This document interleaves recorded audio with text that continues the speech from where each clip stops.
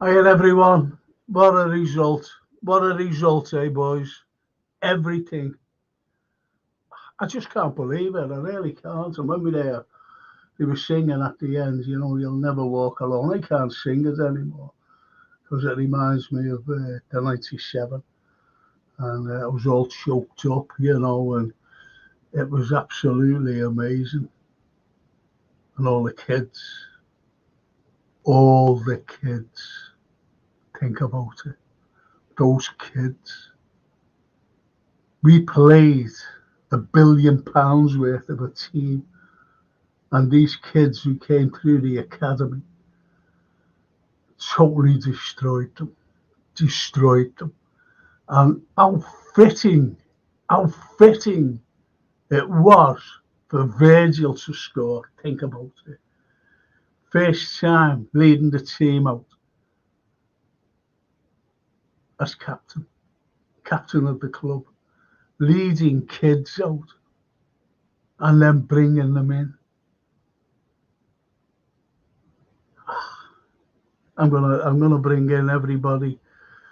I'm gonna say hello to Richard. Hiya, Richard. Big up, Frank. Thank you, Richard. I'm same to you, mate. There's the big Anfield Roar. Look at that. Hey, Frank, amazing performance, amazing club, amazing coach. Look at all those pints and scotches for Frank. Thank you, Anfield Roar. Thank you, Anfield Roar. That was special, says John the Midnight Token. Yes. Yes. Yes. Oh, geez, I can't believe it. I really can't believe it, boys. Can't believe it. I'll be bringing up the lads in a minute. And TW, stunning, Frank. I can't believe what we witnessed. Legends, all of them. I'm going to be all choked up, because this is as as John the Midnight Talker said. This was special. This was special. Think about it. This was special.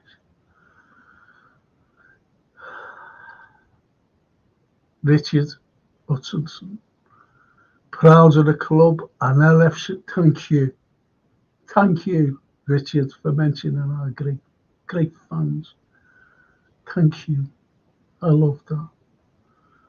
Big up Frank, JK, Danny, George, Greek Scouts. Richard. I'll be bringing them on now. The fans today also showed what fans are. Absolutely, Anfield Roar. Absolutely.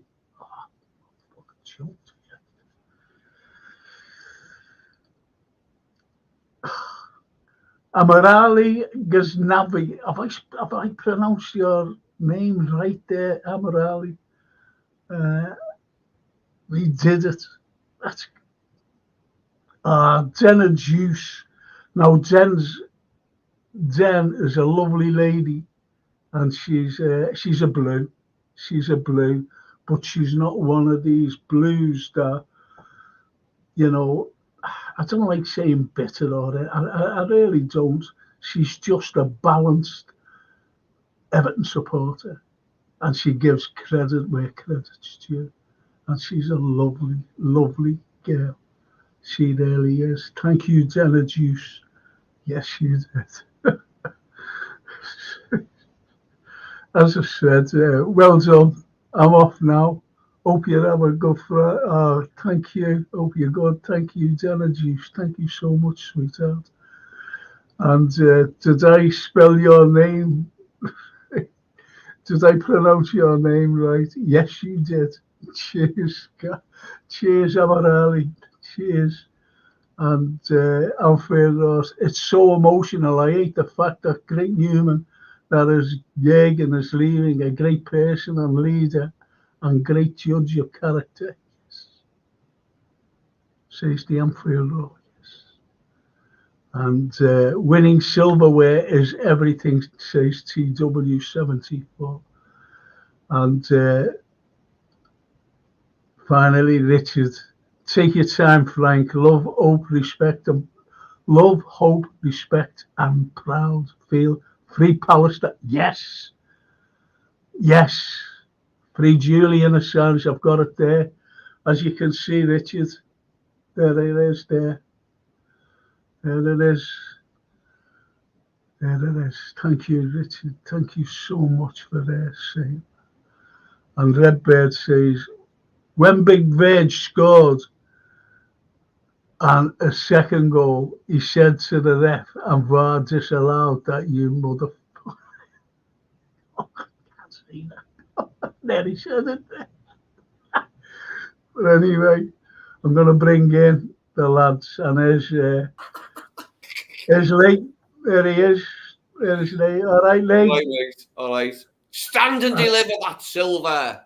Highwayman. Scouse Highwayman. Yeah.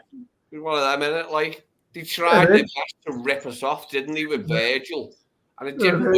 He done it again. He done it again just to rub it in, didn't he, to do their heads in? Yeah. Well, this is it. You know what I mean? It's.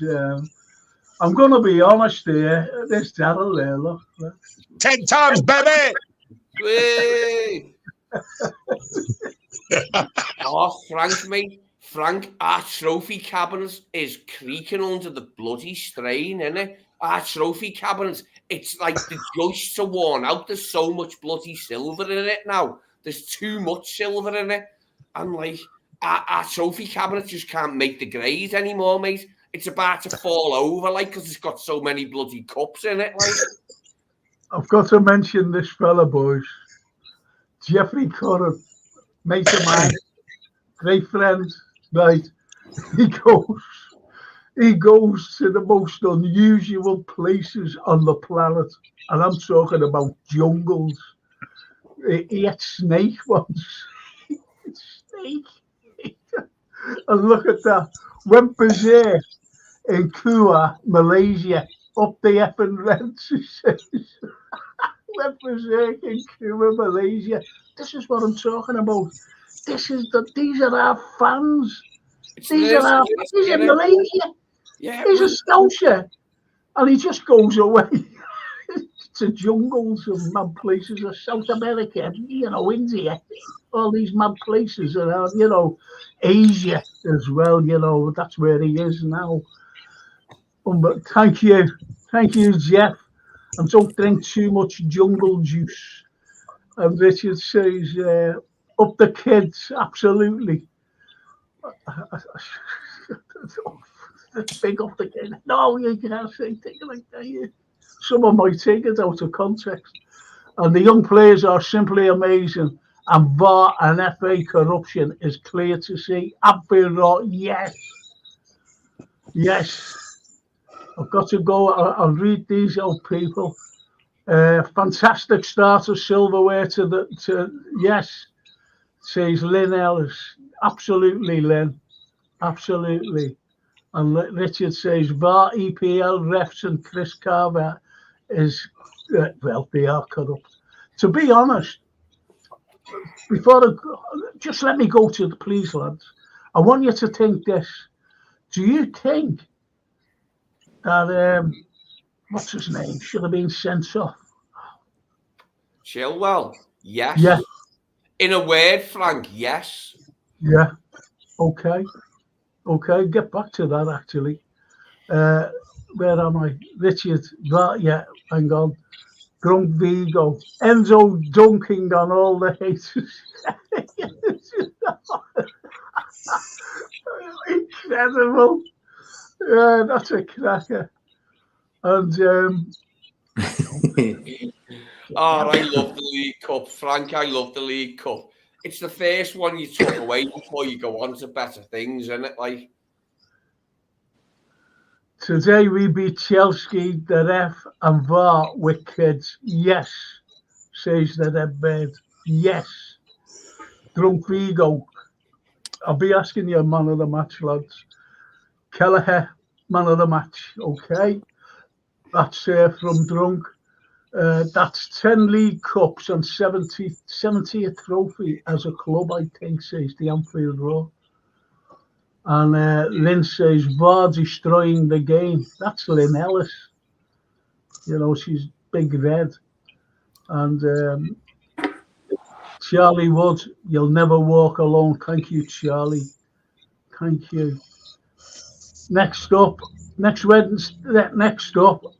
Southampton, 5th round, the FA Cup, Wednesday. I'll be there with Francine, actually. Been there, mate. I've been to Southampton. We're not going to Southampton, but at Anfield. I wouldn't be able to go there once, though, Frank. Oh, yeah. There's nothing there. No, what it was, I got a ticket for the Titanic, didn't I? Like, and the Titanic bloody sunk from Southampton. And there it was, like, bloody trying to grip onto an iceberg and stuff, like, going, I was skiing down the same iceberg, so I must have been on the other side of it. You know what I mean, Lee? I must have been on the other side. As I was skiing down and you trying to clamber up.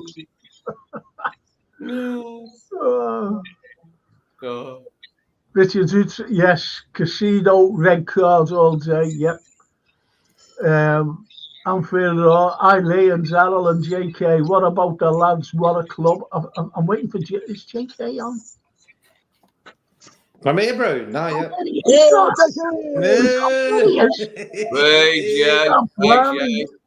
Yes, please. Never said. I'm trying to read these things. You're going to let me celebrate. Of course.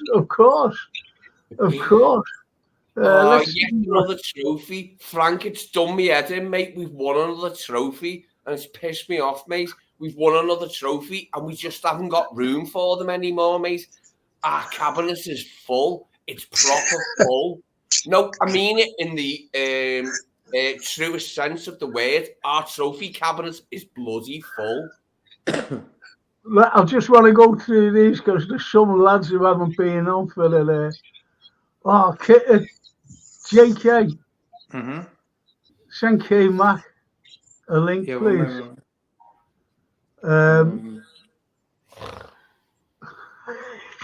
Who's at that? Listen, everyone's out at Liverpool this season. LFC fans, Klopp and players believed. Yeah, we all believed. And Palace scouts. Look this fella. Look at Palo. Get in, Frankie there. Keller, my man of the match. And Anfield Road, Redbirds. I had £10 on Virgil and still lost it after 90 minutes, but I'm still happy. How's that? How is that? Well, he's in, big up K-Max, says Richard. If they're like for our fantastic team, also Frank needs them for his algorithm. Get algorithm, people. Press like. If you listen to our voices, press like, please. Yes, and if you're there, please press like. I bet you're there, K-Max on here. No, he isn't on yet. Right. Karim, I'm not pronouncing that. Diodori. Is that right, Diodori? Hey Frank, I have seen your documentary about Liverpool history and enjoyed it. Thank you so much, Karim. Mille grazie, as our Italian family says. Mille grazie. No goal, as that ref said. No goal. What was that business about? I didn't get it. It was palpable nonsense. I read the rules of football, and apparently, like, it's the guy who heads it who's like offside or something, and they said Endo was offside, and like he did something bad or something. Endo did something bad. What did he do? Mate, he was running like the ball over, and Endo was running, and the fella bumped into him and went. No, wasn't that? Wasn't he offside? Mate, it was pure nonsense. It was palpable nonsense. Lamentable shoulder roll from that. And it said that he was interfering with play. Ow. How was he interfering with play? Hang on, mate. Hang on. I read the rules, mate. I read the rules, and that ain't one of the rules. That isn't one of the rules as far as I remember. I read the rules. I'm like that. I'm like, I like to know everything, know what's going on. And that just ain't in the rules, mate. It's not in the rules as far as I know. I'm getting all the pronunciations of the names right. I'm feeling all lovers, everyone is buzzing, yes. And Kareem says, dear Yori,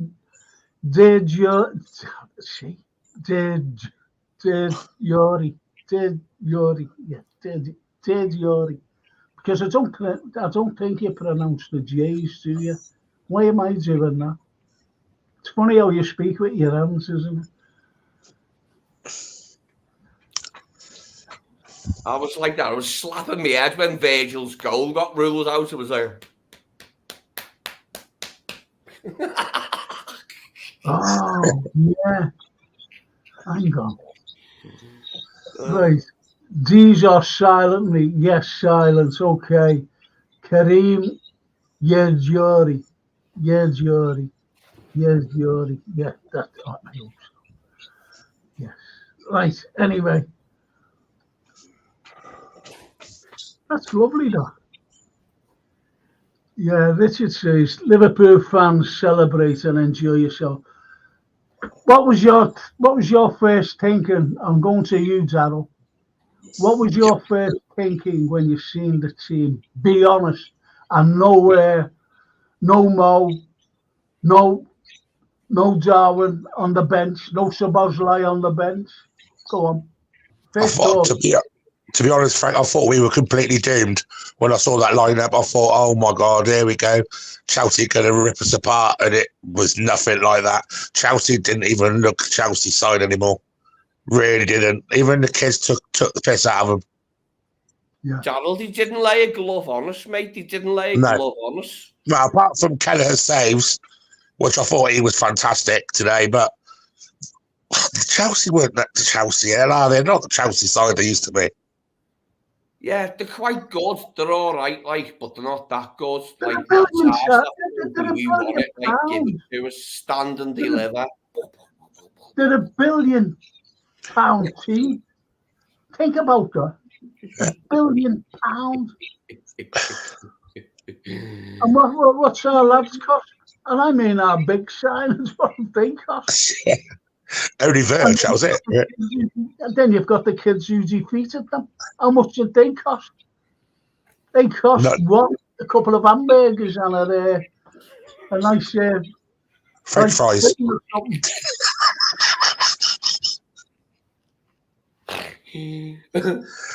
about to take a blue pill. I'm so excited. Look, I don't want to be weird liking that about Chelsea, but I do hate Chelsea. I've never liked them.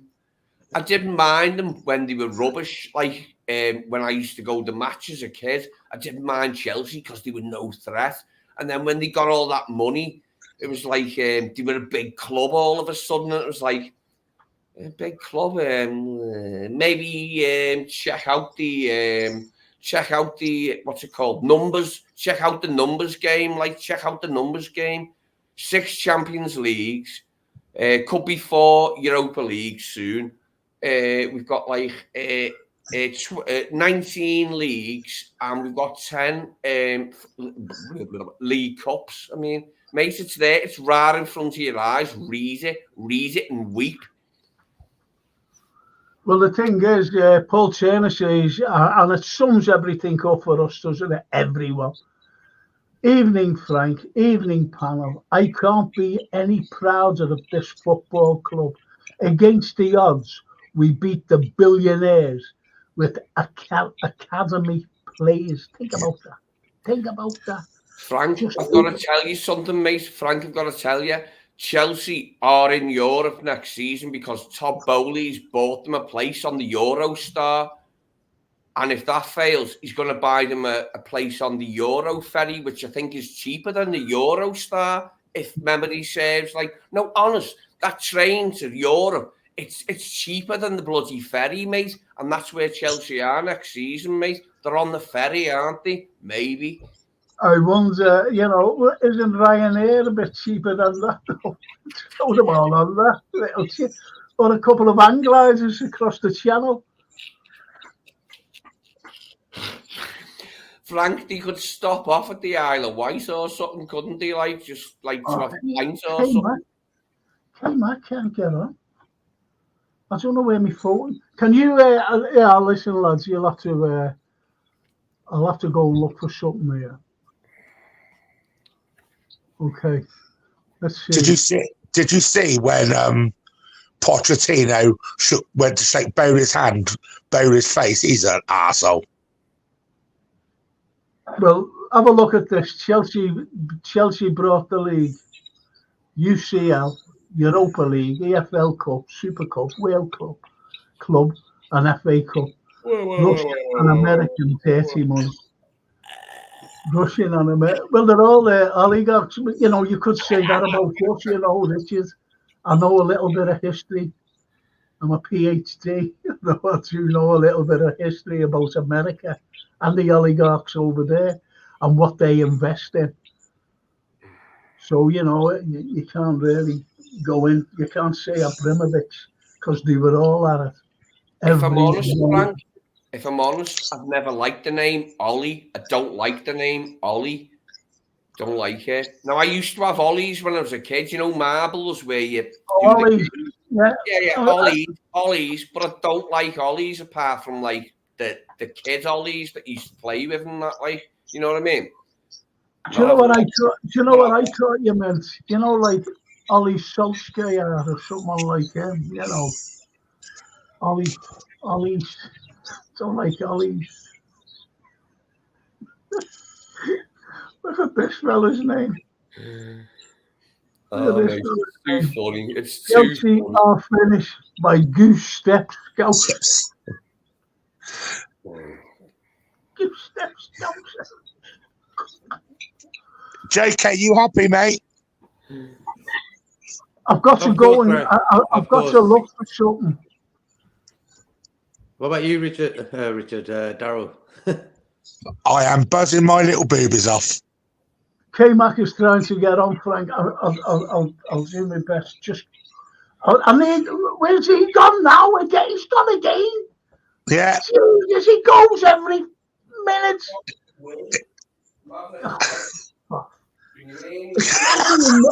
So annoying.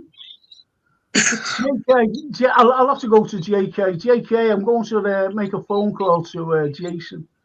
Okay. To see if we can get him on. I thought you could get him on, you see. Okay. I'll carry on. Okay. But yeah, can you read any of them? Can you read any of them comments? I think who would you give man of the match, Darryl? Definitely Kelleher, followed by Endo. No doubt about it. Okay, and what were you thinking when extra time was coming in? Do you know what, JK? I seriously thought Chelsea were going to win in extra time. Everyone must have thought that. It's just the whole thing completely got me down, really. And how Van Dijk's goal was ruled off. How Caicedo never saw a red card for that tackle on Gravenberch is a joke. Hey, the ref was quick to get his yellow out for us, wasn't he? He wasn't to get it out for Chelsea, wasn't he? I think there was at least 3 nasty tackles, one of which took Ryan Gravenberch right off the pitch, mate. Boom. And you know what? They could have said to the ref, go and have a look. They didn't even say that. Because he should have had a look at that one. And I was thinking, okay. I'll tell you what, boys, are any of you not a little bit frightened to see Trent in that knee brace? Looks like he's long term. Was he in a knee Trent, brace, yeah? In a knee brace. Ooh, walking quite bad. So he looks like long term to me. Well, here's one for you. If we could beat Chelsea with a load of kids and with our half of our players, do you think we can win the league? It's going to be touch and go, right? Yeah, like today, when I seen what our team, look at the team we finished with the players we had. Them young guys came on and actually They didn't even really think about it. They just got on with it. And I was like, okay, I got a question for you guys. When Klopp made them substitutes where he took McAllister, Gakpo off, and he brought them young lads on, what was you thinking? I thought it was going to go to pens, and my heart was like that. Bang, bang, bang, bang, bang, bang, bang. I thought that Klopp didn't want the injuries. I think that Klopp didn't want the injuries, so he took them boys off to say potluck, to go for it. Yeah, because I was thinking when he made them subs, I was thinking, is he gave up? Because I was thinking only Gakpo could get us a goal. Gakpo or Diaz, one of the two. And I was thinking, okay, but you know what? Klopp's more wiser than us guys. Cody Gakpo was poor today. Did you see Klopp's dance when he went up the stairs and that, and he was in the background? Like that bit where you go up at the back to go on the stairs, and Klopp was like that going. I see Harvey Elliott just wouldn't let go, would he? That was vicious, that was vicious, that mate. Harvey Elliott wouldn't let go of the trophy. He put a shift in Harvey Elliott. Today he stepped up because he was one of when you seen Harvey Elliott at the board, you were a bit happy because he was sort of, he can do something. And I think second half he put a shift in Harvey Elliott. Yeah, he was good. Cody Gakpo was awful today. He was. He didn't really get into the game. He didn't really get into the game, I was expecting more from him. I think Diaz, he didn't stop. The guy was up, down, and every time he wanted the ball, And I think he did okay for us, Diaz, today. But what do you think of Gravenberch's injury? Do you reckon it looks serious, though, doesn't it? Because it's bad. It's bad, mate, I think. It looks bad. I think it's really bad. Gravenberch's injury looks really bad. I think he's out for the season. He has a boot on, didn't he, at the end? Yeah. I just want to give a message to K-Mac. You'll be getting an email, Kay. Unfortunately, he's driving at the moment. He's getting home to send you. He said it'll be within, as he said, it'll be less than 10 minutes. Okay, sorry about that. Really needs your opinion, K-Mac. Really, Jay. So, who did you just say you was your man of the match, Darryl? Keller followed by Endo. I thought Endo was outstanding today. He was brilliant. Yeah, he was outstanding. Brilliant. Who was your man of the match, JK? I'm going to give it to Big Virgil. I give it to him. I'm giving it to Queven. I'm giving it to Queven from that save, from the comedy bias. Conor Gallagher. What's going on with Conor Gallagher's hair, mate? He looks like a bloody pirate. Like on a pirate on a ship where they have pants up to their knees and they've got a ponytail in it, like a blonde ponytail. He looks like a bloody pirate or something, mate. I couldn't stop laughing at him. He looks like Kyle out a road trip. Yeah, mate, he kept falling over as well. I was like, what's this guy doing? Please stand up sometime soon, will you? And this is like this, Casido was niggly all through the game, says Paul Turner, and never got a booking exactly.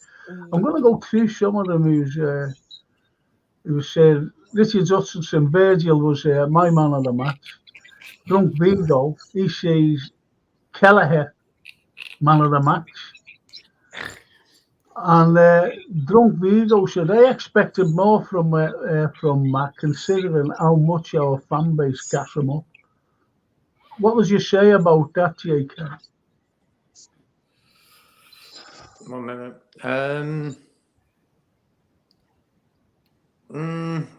I think he got a bit tired at the end, but I think just having him there on the pitch was enough for me. He didn't have to do anything. He just didn't need Chelsea to take advantage of the game. So he just did what he had to do for me. He had £230 million to central craft midfielders with him. I thought he was steady. I thought he ran the game quite well. Yeah, he didn't have to do too much. He was just steady. What's that, Lee? $1 million. Austin Powers, $1 million. That's how much Chelsea cost. Loads of money, mate, and they're still rubbish. $1 million. JK, Brian Morrissey's on backstage, he's saying. Can you get him on?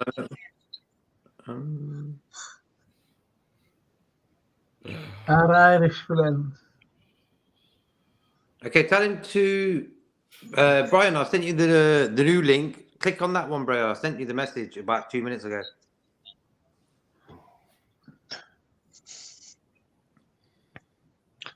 Okay, let's just wait for them anyway. And that's Drunk Vigo says Elliot has offensive skills, and he does, you know. But so does, believe it or not, Endo. Endo, he puts great balls through. Ball for Diaz. He finds players with spaces. Exactly, Lee.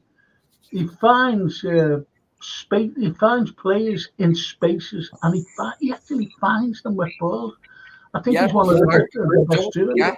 Endo's rubbish, mate. He didn't win man of the match on his debut, so he's rubbish, mate. Even though he's Japanese international captain and he didn't win man of the match on his debut, he's rubbish. Yeah. Please watch the game, will you? Watch the game.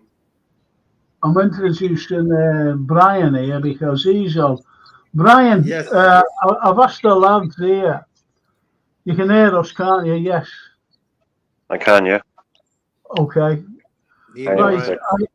I asked the lads when you've seen that team out today, you know, when it was named without any Mo or Nunes even being on the bench, what did you think? Be honest, be honest. What did you think? Well, 100% honest, yeah. We were doing a few of the usual kind of team preview videos and all that yesterday, and that's what I had picked because I had to put in my head that they weren't going to be fit. So that was kind of the 11 I was expecting. Whether it was going to be the only one I didn't know was Gomez or Robbo, because I just look, it'll be a bonus if Salah shows up on the bench, or that would be, But I was kind of expecting neither of them to be, really ready for it. That was just the kind of vibe you were getting from the club. Is we're going to tell the fans that they'll get late fitness tests, but that was bare bones 11. I thought Gomez is unlucky. I thought Robbo might be held back because the way I looked at it, Frank, was like he might go with a kind of a more defensive back four from the start with Gomez and Bradley, and then allowing himself to bring on a kind of a senior pro like Robbo, who he's not an attacker, but he'd be a better way of changing a game than say bringing on a Gomez. But he went the other way and went for it from the start. I don't really think we had many other options. Yeah, but I was nervous from the start. Nervous. To win with so many players out, I mean, that's lovely, that, isn't it? That's all day, that, isn't it? To win with so many slap in the face for everyone, though, don't you think, Lee? To get the ball. No, what it is, it's a slap in the face, and when you turn around to see you who's slapped you in the face, they kick you in the balls. I tell you what, how good's that Jayden Danns, by the way? I was just going to mention him, Donald. What did you think of him today? And that header? Yeah, fantastic little player. He's going to be top player for us, I think. Yeah. Really decent.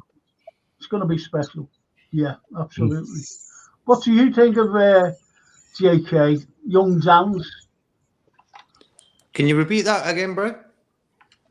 What do you think? What did you think of young Danns today?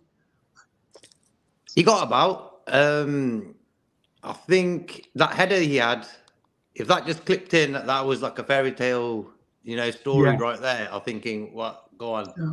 But the keeper saved it. But all in all, he just did what he had to do. I think I wasn't expecting too much from any of the youth players. So whatever they did for me was bang on. What did you think, Lee? Young Danns? I thought Danns was brilliant. Danns really spiced it up. He gave us a bit of legs up front. and that made them go backwards a bit. And they went backwards so much we even scored. Yeah. Yeah. I just think he's brilliant. What about you? Brian and young Jans? Look, that's what did he play the other game? 20 minutes or 10 minutes or something? Yeah. The other night, and then today, like that's my whole career watching him. So I'm not going to pretend to, have known that he was. I heard the rumors about this kid that's really good.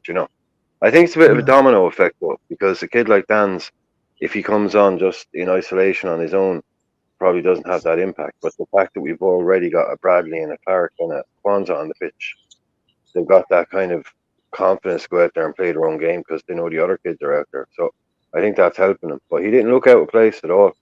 Didn't look out of place one bit. No, he didn't. And he wasn't afraid. But then again, all the other young kids were afraid. And give Klopp his due, he wasn't afraid to put them all on. He wasn't afraid. He never is. Jürgen doesn't have any fear like that to throw youngsters in. Jürgen has no fear. There is no fear in that guy. He's a gambler. You look up Jürgen and type in Jürgen plus fear, and it'll say doesn't exist. Yeah, it's not. You know what? It was a gamble, and it paid off. I was like, he was taking Gapco, McAllister off, two guys who could probably get a goal. But he thought, you know what, I'm going to just chuck these lads on. And like, I think 9 out of 10 Liverpool fans were a bit worried there. But at the end of the day, it worked out. I'm being honest. I was. I was worried. But you get this, the feeling as it was going on and on. And when we got that corner with 2 minutes to go, or a minute, whatever it was, and I was sitting there and my nerves were shattered. Okay,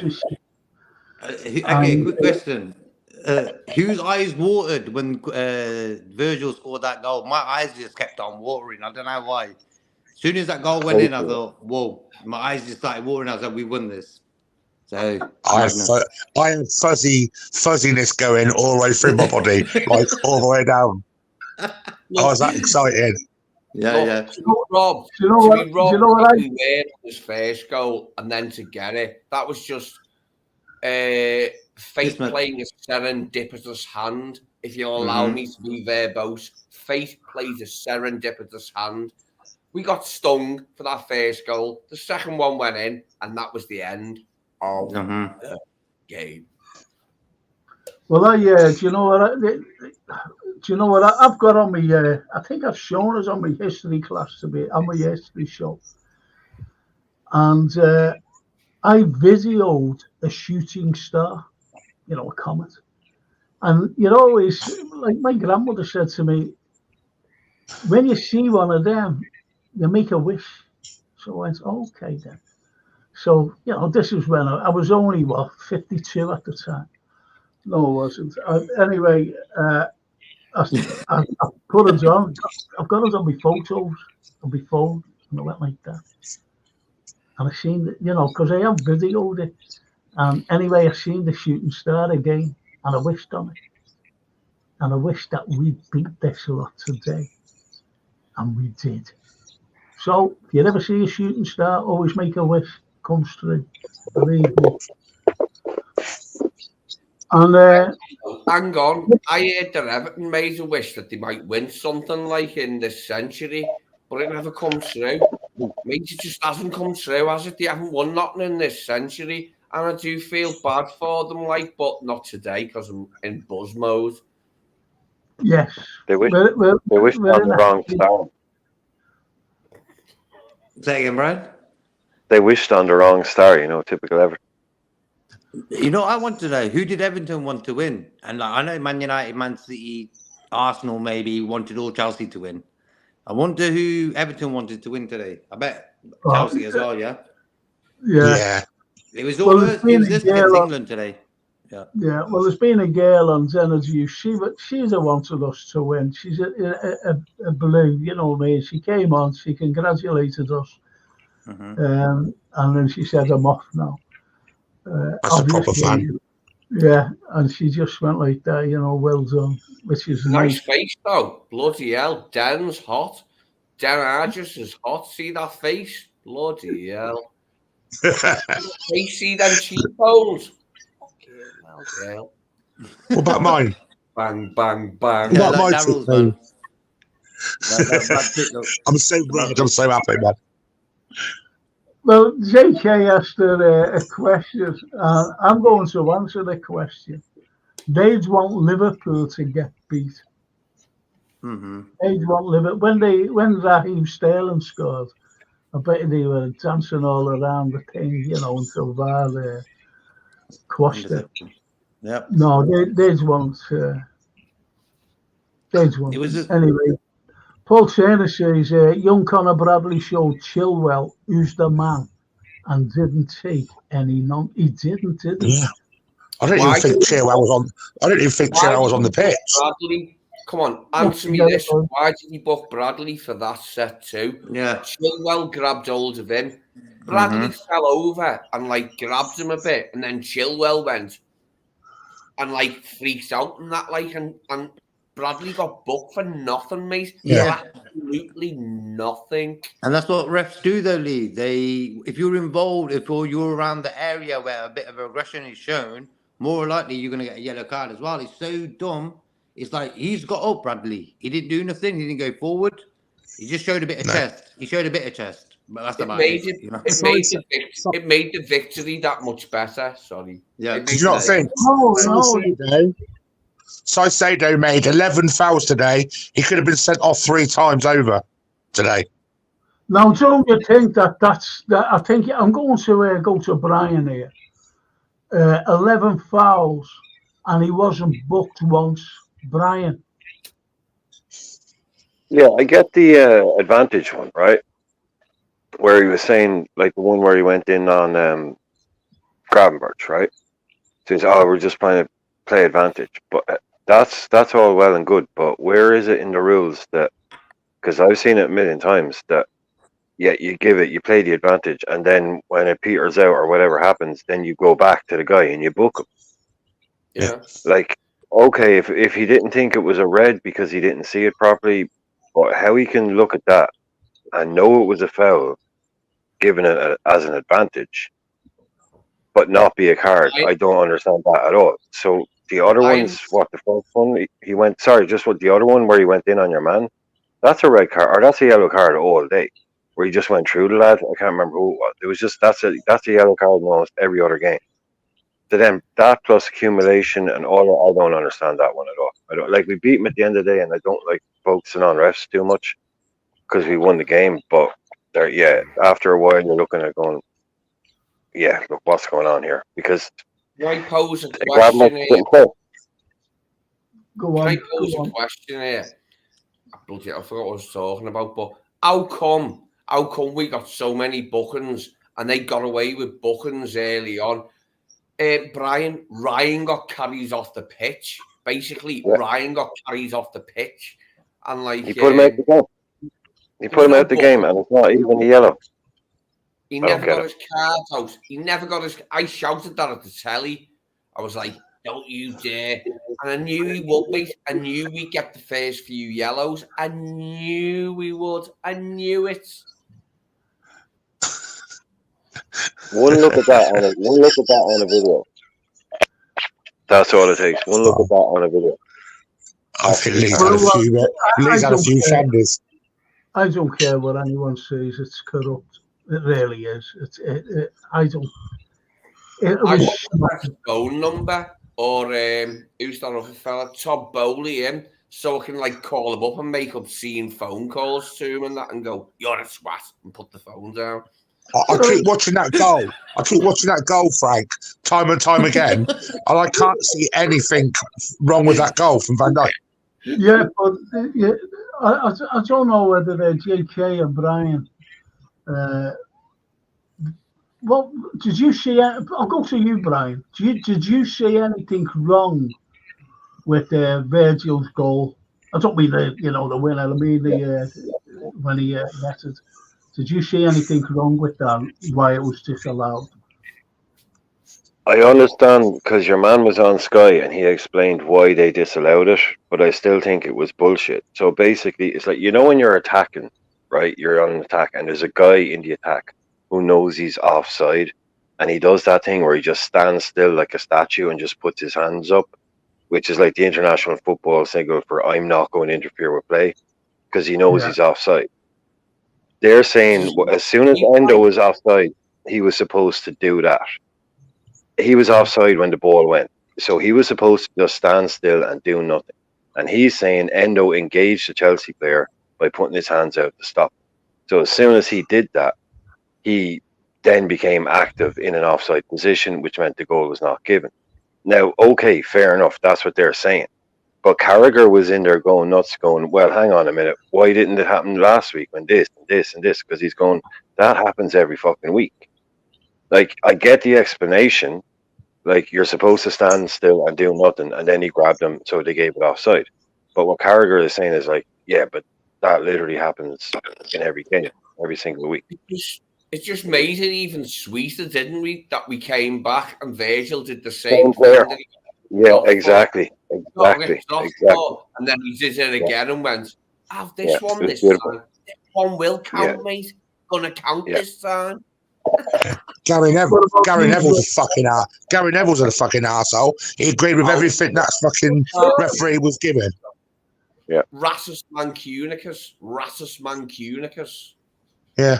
I don't know why they needed 4 people on commentary and one of them is a referee just agreeing with everything the referee on the pitch does. What is it like about Carragher now? Carragher's from round here, Brian. He's a Bootle boy. And, like, he's become all deferential and, like, obsequious in Neville's presence, like, because he goes, I want to stay on Sky. I want to be on Sky. And he's always, like, deferring to him, like, and kissing his ass. And I'm like, please, make that rat scurry for the nearest bloody grid. Rassus Mancunicus, scurry for that grid. Are they a double act now, basically? One can't do it without the other. Like, Carragher is nothing without Neville.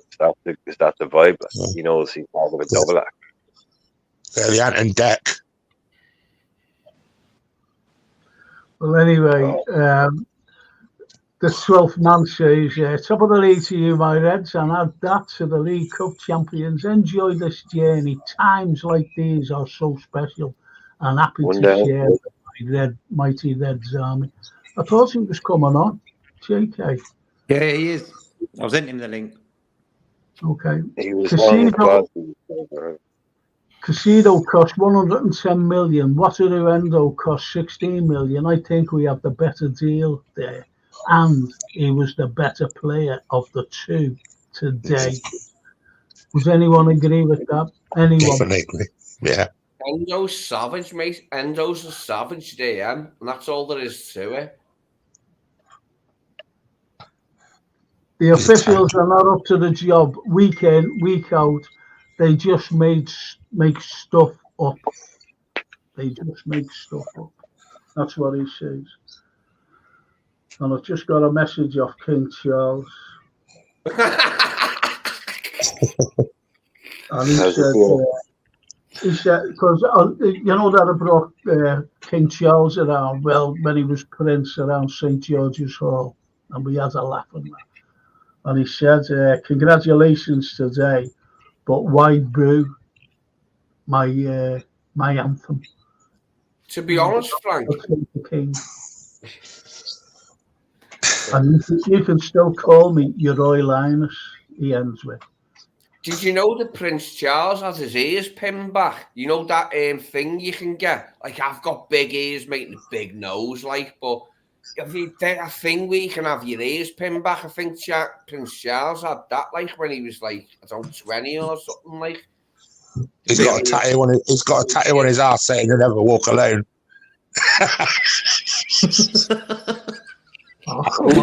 Yes, 12. Good to see you, bro. Yo, 12th man, baby. What are you saying, bro? What a day. Who does King Charles support? Before you go, who does King Charles support? Because in the young guy, no, the kid supports Villa. It's the next guy in line supports Villa. William. Yeah, I heard that, and I laughed. Charles is a man. He's a man, Charles. Yeah. Well, yeah, I'm going to read out two comments. Who he supports.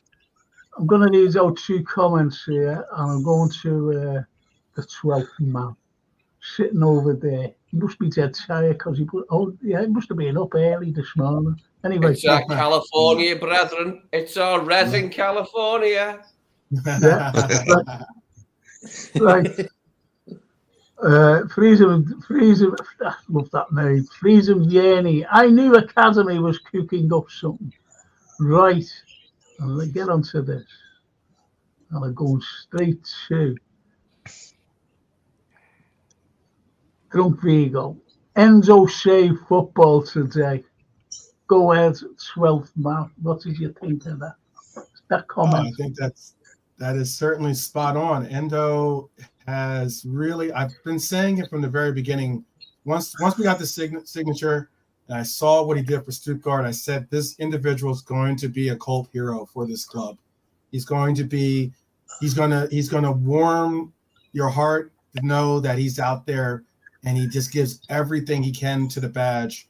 And he is he's one of the ultimate examples of team player, and you have to really appreciate that, because I mean that's exactly what Liverpool is all about. It's about team, it's about unity, and it's about the effort that you put on the pitch, and you can't say anything but praise for our Japanese samurai.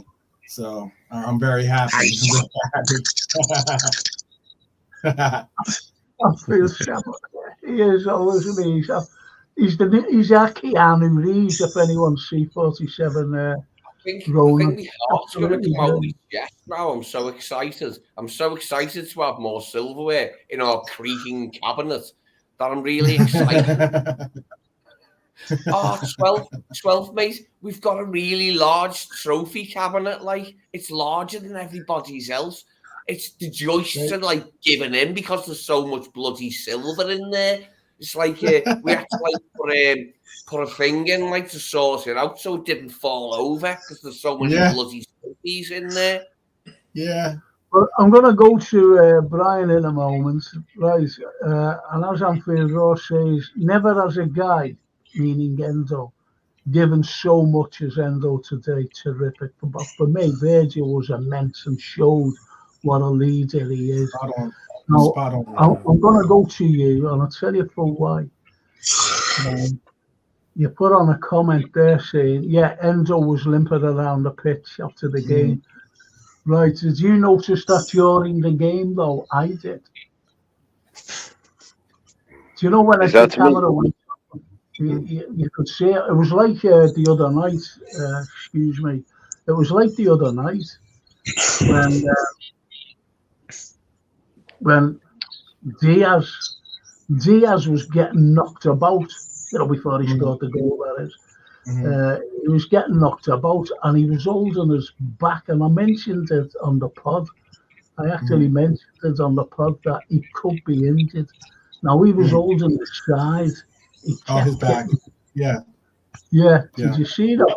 And this is the same again as today.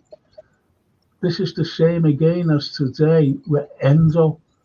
And as one of the lads said, bonkers LFC. He says Enzo got stiff legs apparently. So he must be suffering from cramp. If I'm honest about the game, I think like they were told to like foul us like and hit us hard. Of course they were. Knock one of us off the pitch. Knock one of us off the pitch, and they bloody did. They knocked Ryan off the pitch, but we prevailed because we always do. Because we're Liverpool, mate. You know what I mean? London Bridge is falling down. Poor old Chelsea builds it up with red and white, red and white, red and white. Build it up with red and white. Poor old Chelsea. Lee's pissed. Can I say one? Can I add one comment to that? Of course you can. So I did, I know that we don't want to pile on the referees have had plenty to say. There's been plenty been said about the referees in almost every match, it seems like, including this one. But what I can say, and this is something that I've been targeting and focusing more on, and I remember we spoke about it with George when he was on the panel one time, and that is like, you know, the holding, the grabbing that goes on in the box. That's one thing, but I think also the referee has to take some responsibility for the amount of injuries that have been occurring, because by allowing for these types of fouls, for allowing for these types of challenges to not only sometimes not even be called a foul, but also not be warranted to be given a yellow card. And it's sometimes even uneven as to what is a yellow card, what's not a yellow card. It makes you uncertain, and it also it even boosts your what's the word I'm looking for, your intensity of going in on these challenges. It boosts it encourages the opposition to make these type of challenges. I think that it's dangerous. That's what I'm trying to get at. That's all I wanted to really kind of say, is that it's dangerous that we see so many of these fouls. I mean, that foul on by Caicedo was just ugly as anything. And the sheer fact that wasn't even a card is like mind-blowing to me. So it's one of those situations. Well, there you go. The TW, he totally agrees with you there. Totally agrees.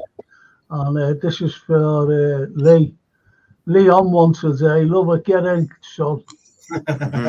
Stand and deliver your silverware. Scouse highwaymen have robbed you. The Scousers have robbed you again. He's definitely pissed. Now, I want you to comment on this, right? I'm going to you, JK, then you, Lee. Look at him, look, he's still there, bevying. Anyway, I'm going to you, Lee, then to you, 12, then to you, Brian, and you, Lashley. Okay, Darryl. And there it is. There it is. Chelsea didn't have a game in midweek. No one's mentioned this. And we still took them to extra time with an injury hit squad and 8 academy players. And I'll go straight to you, JK. That just proves that money doesn't buy success and happiness. Gonna Lee, your turn. All right, simple as let's that. try this opinion out. Let's try this opinion out about Chelsea. Could they be any more shit at the moment? Like, they couldn't really, could they? They're rubbish, aren't they, then? They are badly rubbish, them, aren't they? Badly rubbish, that team, mate. You know, Well, what it was badly. Well, you're getting away from the question there, to be or the comment, but I'll just go along and say Pochettino will get rid of quite a few of them if he's still manager, that is. But I'm going over to you, 12, and I'll read it out again. Chelsea didn't have a game in midweek. Think about that. And we still took them to extra time. Think about that. With an injury squad and 8 academy players. If you were at Chelsea, now, lads. If I was a Chelsea fan, it ain't going to happen, mate. I'm asking you. I'm asking that 12th man. You've answered your thing. See? Mate, the die's casting its red. The die is casting its red. I understand the question, and I agree. I understand it's spot on by Paul Turner, in the sense that, look, the Luton game, despite the fact that we got a 4-1 victory out of it, was still a difficult game for us to play, in the sense of it was, Luton was trying to press us, was trying to push us to the limits. They had confidence going into the game, thinking that they could actually make something of it. And the sheer fact that, a lot of us were hoping to get back some of these veterans, whether it was Dom, whether it was Mo, we were looking to get a lot of these. It would have been nice to have some of those guys come back through those doors. But the sheer fact is that, this manager, I mean, from top to bottom, this manager and this the backroom team and everything that they do, they really, really put together a game plan that said, hey, we believe in you. And the young men, the veterans, they went out as a team and they left. That's what it takes sometimes. It's not about having 11 individuals on the pitch. It's about having 11 individuals that make up a team on the pitch. And I think that we showed that better today. We showed more resolve and more reserve to get through what was, seeing another name to be added to the injury list. You look at our injury list. Our injury list looks like a starting squad, for many teams in the league. And here we are, with lifting a cup with young promising talent. That is something to say for our future. That's brilliant. That. What did you think about that comment before, Brian? The eight academy players, they didn't have a game. We had the game in midweek. And then did you think that they became, in my opinion, I think they became complacent. I thought that, all these injuries, don't forget that there were 7 injuries, and their main players are out. We'll walk over this lot. Yeah, I think that's why Klopp didn't really say anything about Salah, Darwin, or Szoboszlai in the last few days, because he probably knew they ain't playing, but he said, I'm not going to tell Chelsea that. So that was a good thing, in a way. I had a funny feeling they won't play anyway. Well, mind games, that's what it's all about. Well, what did you think, Brian, about, I'm not saying like what team was mentioned, but not playing midweek.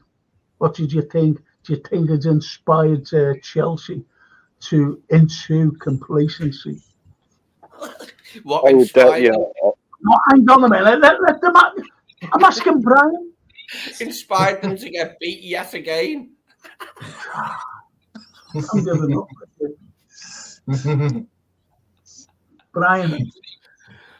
Yeah. Mate, I can't help laughing at Chelsea. It's funny. But let the man talk.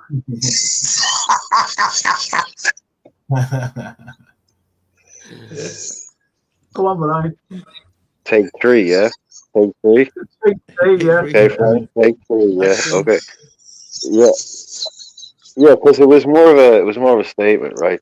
Because it covers so many bases. It's ironic on so many levels. This amazing Chelsea academy that's always had like so much money spent on it, and we're the ones that come out and actually show you what you can do if you spend and you do right, or if you're not spending. But if you put a proper academy together, you can get 5-6 players on a pitch. They can beat your £1 million super yacht battleship, £1 billion super yacht battleship thing. Because they don't have the heart, they don't have the manager, they don't have the tactics, they don't have the belief in themselves. But I think you're right, Frank, because I was looking at it going, right, we beat them twice in 2 cup finals in the last 2 years, right? We've smacked them up recently. They have a lot of motivation to beat us. They'll look at our team sheet and go, they'll be rubbing their hands together and going, well, we'll never have a better chance than this, because even if such and such a thing happens, when was the last time Chelsea beat us? When was the last time? Lee. It was a long time ago. No, Lee, let him finish, please. Everybody, let them finish speaking. Sorry.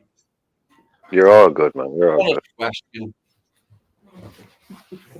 Well, it's I definitely think they would have come into this final thinking, whether complacency, overconfidence, and all that, we can beat these because look at it. There's no this, there's no that, and they've nothing on the bench.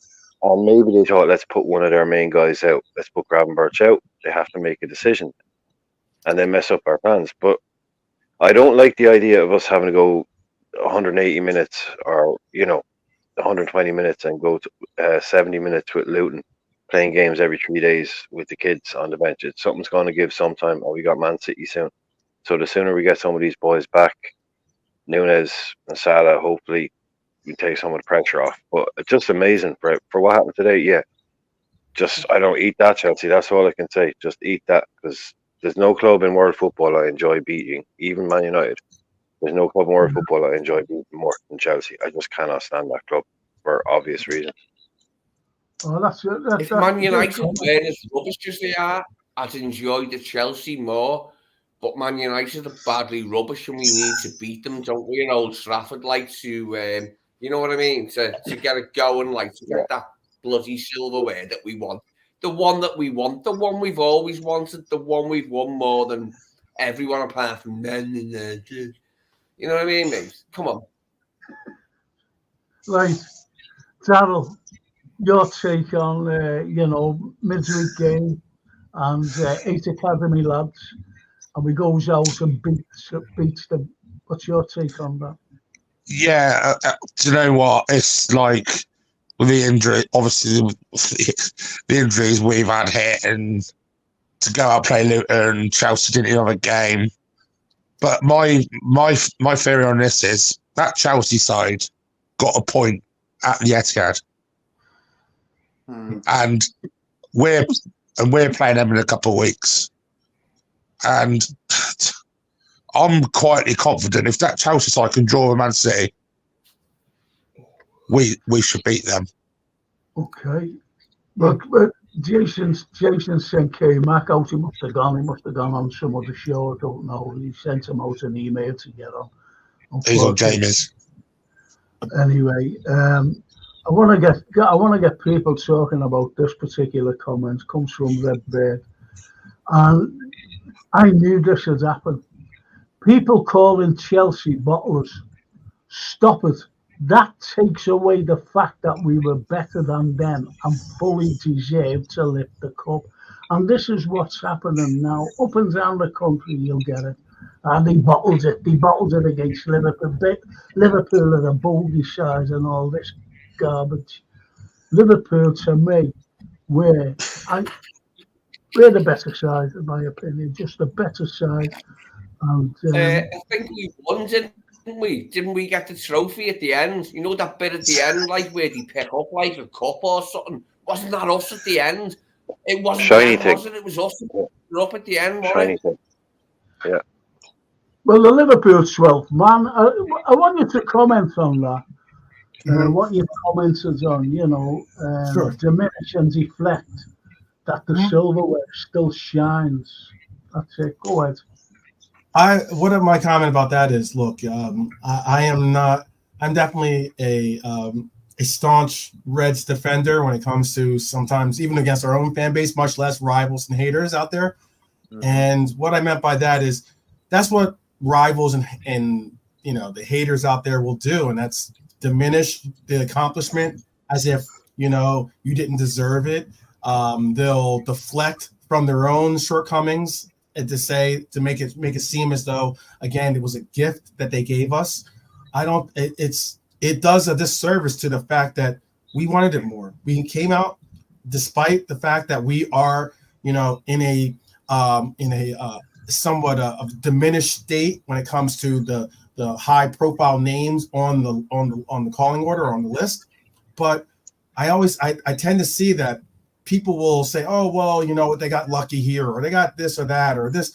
No, we absolutely came into this game with a mission, despite the fact of what Brian said, I believe is spot on too, though.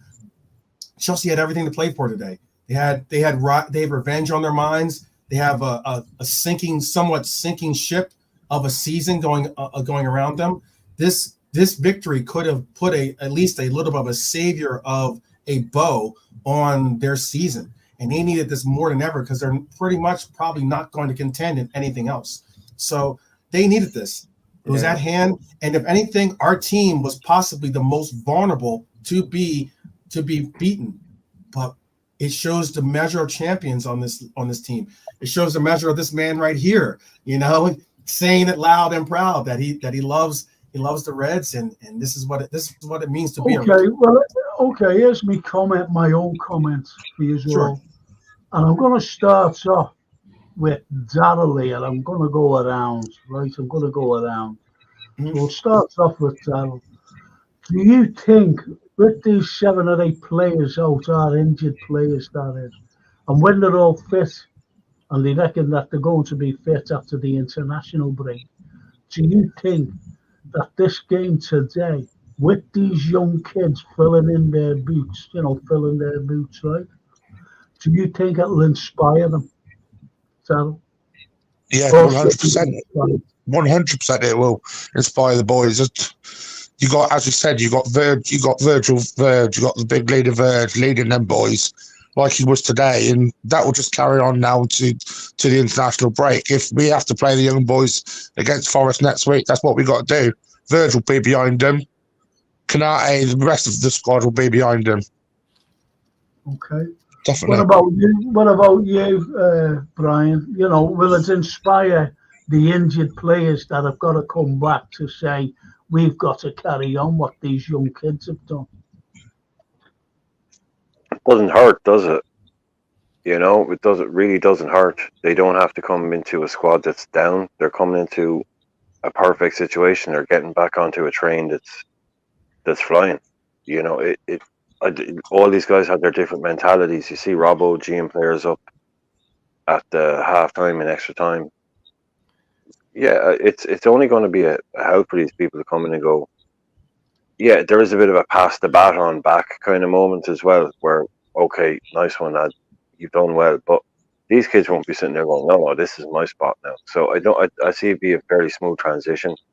Everyone that comes back in just comes back in and just keeping us in the best place possible.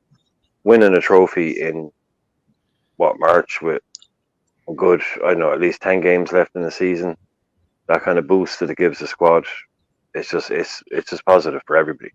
Look at Klopp at the end. Look at Kenny Dalglish in the end, bouncing around the tunnel with the players, the young kids. Oh yeah. Yeah. You can see what it means. They know there's something special cooking up this season if we get it going. I think they can feel it in the air. So this is one down, you know. Hopefully, one or two more to go. 3 if we're lucky. Okay, I'll be making a comment after I go to JK because we're going to the 12th. Then I'm going to you, Lee. Right? What do you mean, thanks? I'm glad you never interrupted. Chelsea. Hey, remember that rubbish song, Chelsea's FA Cup final song? Oh, it was hideous, mate. It was Suggs Out of Madness in 1995. What the effing hell was that song? Chelsea, we're going to make this a blue day. And Suggs did his madness thing where he goes, or some shit, like, you know what I mean? It was lame as anything. It was like... They should kind of bring those back, though. They should bring back cup final songs. They really should. Yeah. Because they were so bad. They were brilliant. There's a couple of fellas knocking on my door in white coats. Well, take Lee away.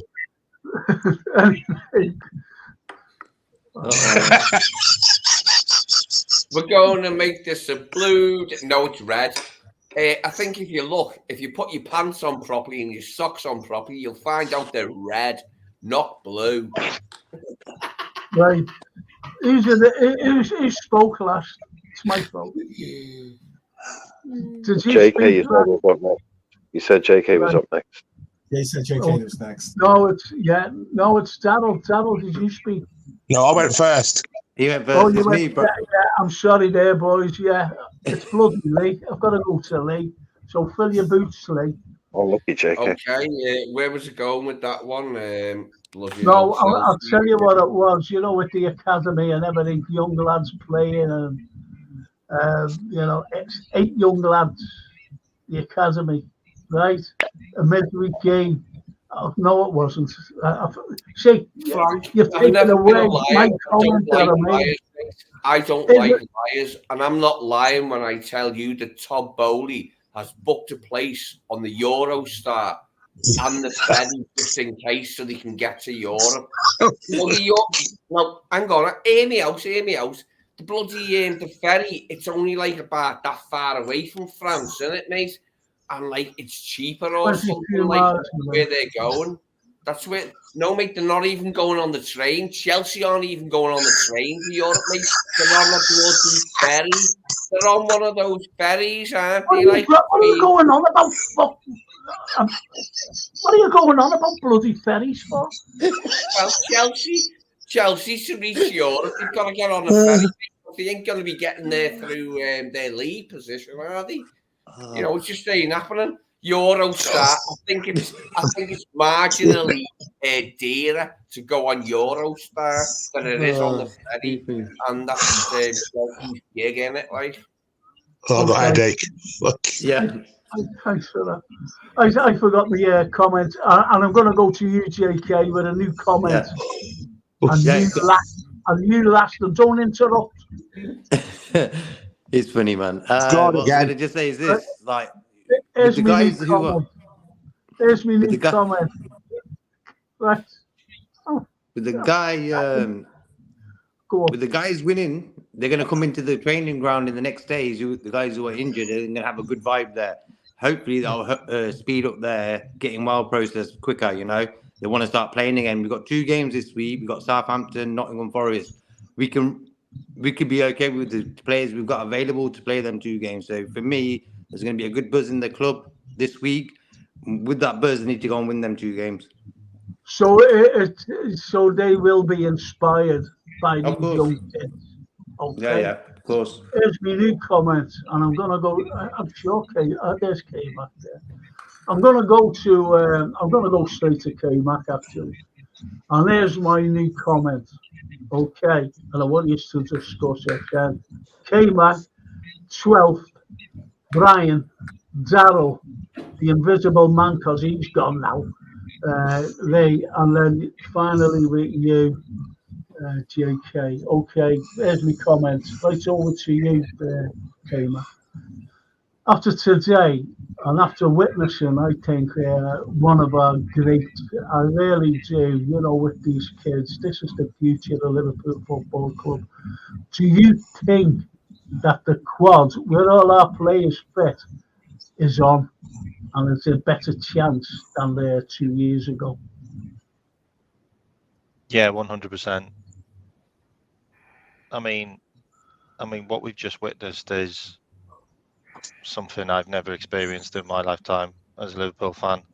Like I watched the 3-3 against AC Milan, and we were bringing internationals off the bench, like Didier Mann and Djibril Cissé and Vladimir Smita. They're all full internationals. You played in the World Cup like previous years. Like we're bringing a kid who's played 2 games called Jayden Danns. Like we're bringing a kid called McConnell who's played about 5 games. Like what we're witnessing is the evolution of having a manager who integrates the youngsters with the adults from an early age, and those players have got a winning mentality bred into them, which they've had from the time that Klopp's been at the club. Like, and we can talk about your Robbie Fowlers and your Michael Owens and your Jamie Carragher's and Steven Gerrard's and those guys. And I understand that. Like we've had good youth team players in the past, but this crop, it doesn't matter who they are. It doesn't matter where they came from. It's what they can do with their own capabilities in a moment and at a certain moment. And for me, they just proved to me that they wanted to win it more than Chelsea. And this could be the only trophy Chelsea win this year. Like, this could be the deciding factor whether they actually keep their manager or not. Like, you know what I mean? Euro start tickets are available. See, he doesn't have anyone finished. And we've got Jayden Danns, who nearly scored 2 goals. He nearly scored 2 goals today. Like,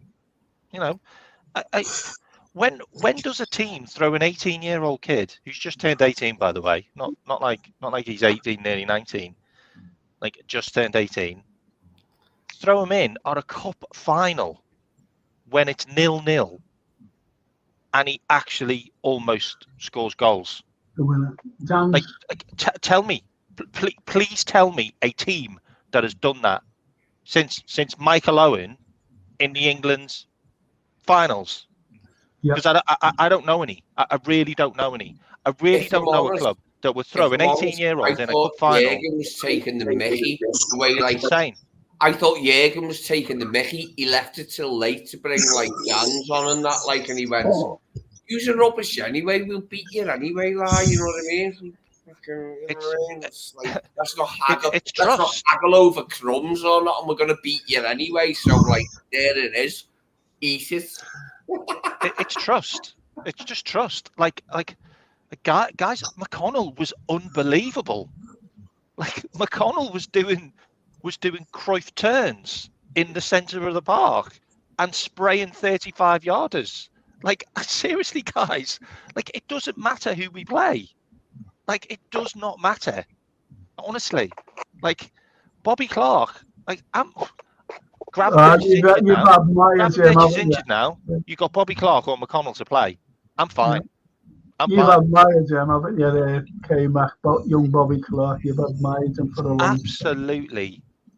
It's like, all I can say is I watched them all in a line, linking each other, listening to the crowd sing "You'll Never Walk Alone," and it brought it sent a shiver down my spine. It made my eyes water. It was just a real moment. I've never seen that in a final from any team. Never. Not like that. And so many players were singing "You'll Never Walk Alone" because they're Scousers.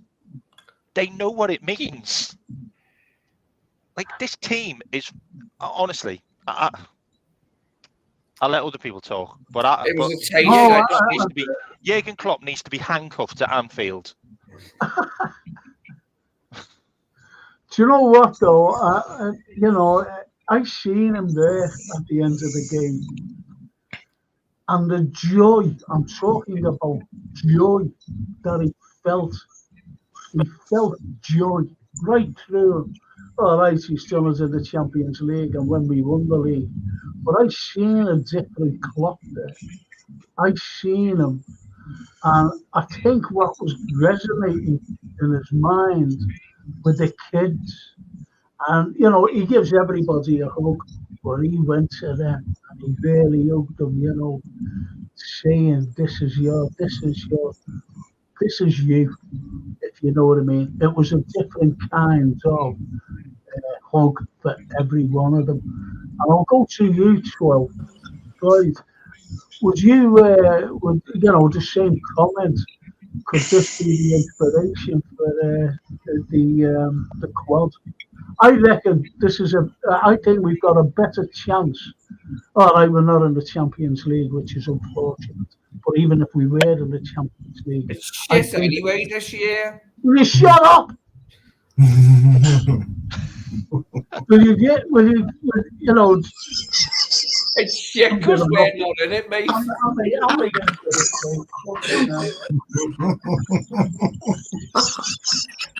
they going into a room together to have an argument?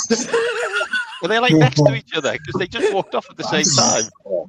It would be hilarious. It would be hilarious if Frank just appeared. They like all of a sudden switch places. It's like Pinky and Perky. End of stage left, Frank just comes balling in at top of Lee. And ends up in Lee's room. Oh, that'd be Come too back, funny. Frank. Frank goes Come into back. Lee's room and starts smashing everything up. I know. I think Frank is going to show him the yellow, or at least, or maybe a red. I don't know if it's going to be a yellow or a red card, but blue card. Blue card. The blue card. Yeah, that's even better. He's going to show him the blue card. Come on, Brian. Let's have your take. I'll answer. I know exactly. I have the gist of what the question was, and that I do think that there's a lot to be said about this game, but let's be honest. Like, it's not a detractor. No, winning a cup, winning silverware is never going to be like, taking your eyes off the prize, and we all know what the prize is. Getting across the line for the season, lifting or hopefully doing some type of guard of honor, which would be nice to have at the end. That would be great to have for a couple of the last games to give to Klopp. But realistically, we are a measure of a team that has always seen it as, hey, if it's there to be won, let's go out there and win it. I don't see what I've been hearing people say. Oh, well, we've got to put more emphasis on this, or we got to put more emphasis on that. I'm just saying, let's just put emphasis on whatever game's in front of us, because all these games matter in one way or another. They matter. They're one step closer towards accomplishing any of these goals that we put in front of us. So taking the steps to understand that. Well, if it's a league game, great. Let's put that as our top priority. If it's FA Cup game, great. Let's put that as a priority. If it's Europa, great. Let's put that as a priority, because these are the steps that a championship team does and makes. You can't if you say, "Oh, I'm going to deprioritize this game for that game," you might take your focus and your balance off for both games. And that's where you have to understand and completely put it together when it comes to us trying to win this quad, us going for this quad. I've had us going for this Europa quad since the very beginning. So obviously I'm very invested in us getting it. But all the same, I definitely want to see us get this quad. I think it's that these opportunities don't come often. And when they're at the fingertips, you got to seize them and grab them. So that's how I see it. We are Scousers. We were onward back from a trophy hunting pilgrimage to London, and we've returned with the trophy. Our officers are secluded. Those there to see the trees would not see. Those there to see the wood for the trees could not see the wood for the trees. We scored, and you didn't. Thank you. Simple mathematics. There you go. We Scousers were coming back with the trophy from London. Your shit, London, where you live. Like Klopp even said in the press conference, I've just watched it, we scored 2. And he even said to the people there, did you think that should have been ruled off? And they all just said no. Well, unfortunately, it wouldn't have gone to extra time, man, because Brian did predict. I think he said 2. Your prediction was 2-0, right, Brian? I believe it was 2-0. No, it was 0-0 at halftime and 2-1 at full time. 2-0. Okay. Mm-hmm. Yeah. I said Virgil van Dijk. Well, you got the first half right. But I said 3-1. Okay. I said 3-1 as well. Yeah, 3-1. I was the furthest off from anyone. I said 4-1. So I went for 2. I went for 2-1 because I thought it'd be tight. Mm-hmm. I was hoping we get back. I was hoping we get back Salah or some of the players that Chelsea really truly fears. But I mean, still, it was that's not a knock towards the team that took the pitch. I was still confident that we could get some type of result. Because I just think that we're still a better organized team when it comes to our play. Do you know what I'm worried about, mate? I'm worried that Chelsea might mug us on the train home for the trophy. Because he couldn't get us any other way. I'm worried that they might stop the coach or something and go, we want that. No, mate, it's ours. I mean, we won it fair and square. It's ours. That's our trophy. That's 6 finals Chelsea have lost in a row. That's a horrible record to have. Absolutely. And you know what? I hope we get them in the FA Cup if we get to the final. And we make it 7. I don't like playing them, Kay. I don't want to see Chelsea again. I don't want to see Chelsea again. I'm sorry, Lee. I was just going to say real quick. I don't want to see Chelsea in any more finals, at least for this year. Simply from the fact of a lot of the finals when it comes against Chelsea, they're so they're not the action-packed blockbuster goal scoring performance that you're looking for at all times, because they play a lot of problematic football. But I mean, I just personally, that's a shit team who are in the bottom half of the table. Let's have it. They're a shit team that are in the bottom half of the table. Let's have it. It's hilarious that they got an ex-Spurs manager and now they're Spursy.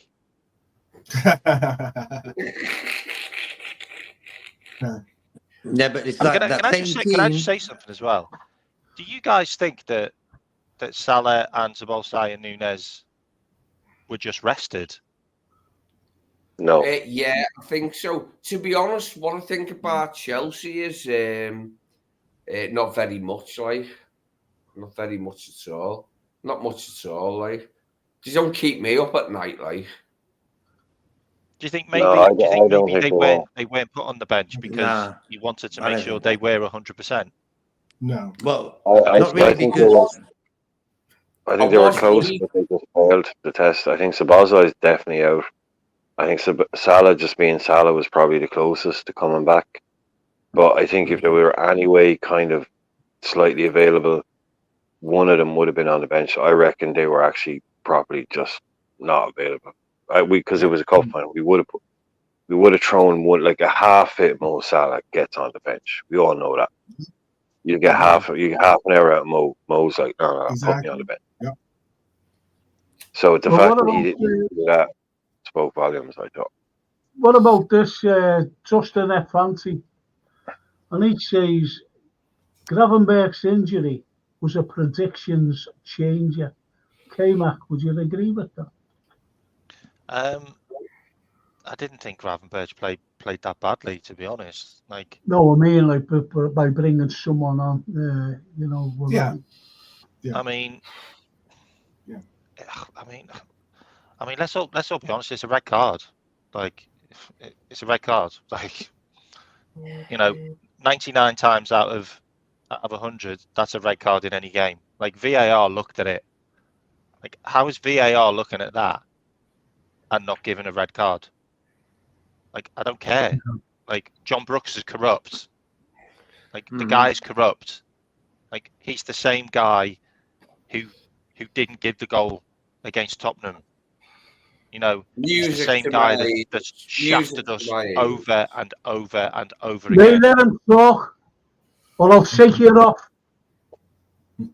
Like, he's just a corrupt guy. Like, I don't care.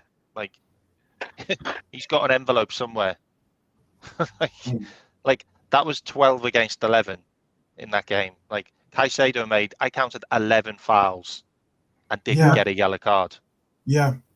Like, it's just it's scandalous. Like they literally created a rule where someone who blocks a player by not moving, by the way, by just standing still, suddenly becomes offside, and the person who scores the goal, who's got nothing to do with the block or nothing to do with any of the play, and he's not offside, scores, they then turn around and say it's offside. What? Yeah, Are you out of your mind? Endo did look at that guy before the guy fell over. Endo looked at him before he fell over. So but it happens a million times in a game, and it's never given. But it happens to be given in our game against us, doesn't it? Of course it does. Yeah. Endo was in the vicinity. That's why. Because he was around that area. They just used that. You know what? He's offside. And even the Sterling goal, like, they tried their hardest to make that onside. Like, they waited and waited. I had your comment about that goal. It was bollocks. It was palpable nonsense. Lamentable folderol is what it was from that ref. I mean, he didn't know which way he was looking, did he? That ref, like, he was just like he was all over the bloody place. That ref. He won't be doing another cup final again. Decisions, like, I understand the first few where he's like, let the game go, don't give any yellows, let the game go. And I said, if you dare book one of us first, mate, I'm going to be pissed off. And I was pissed off, like, but we won anyway, so. And that's basically what I was trying to get at. I'm sorry, Frank, I just wanted to add one comment. I just want to say that's basically what I was saying by the referee has to take some measure of responsibility.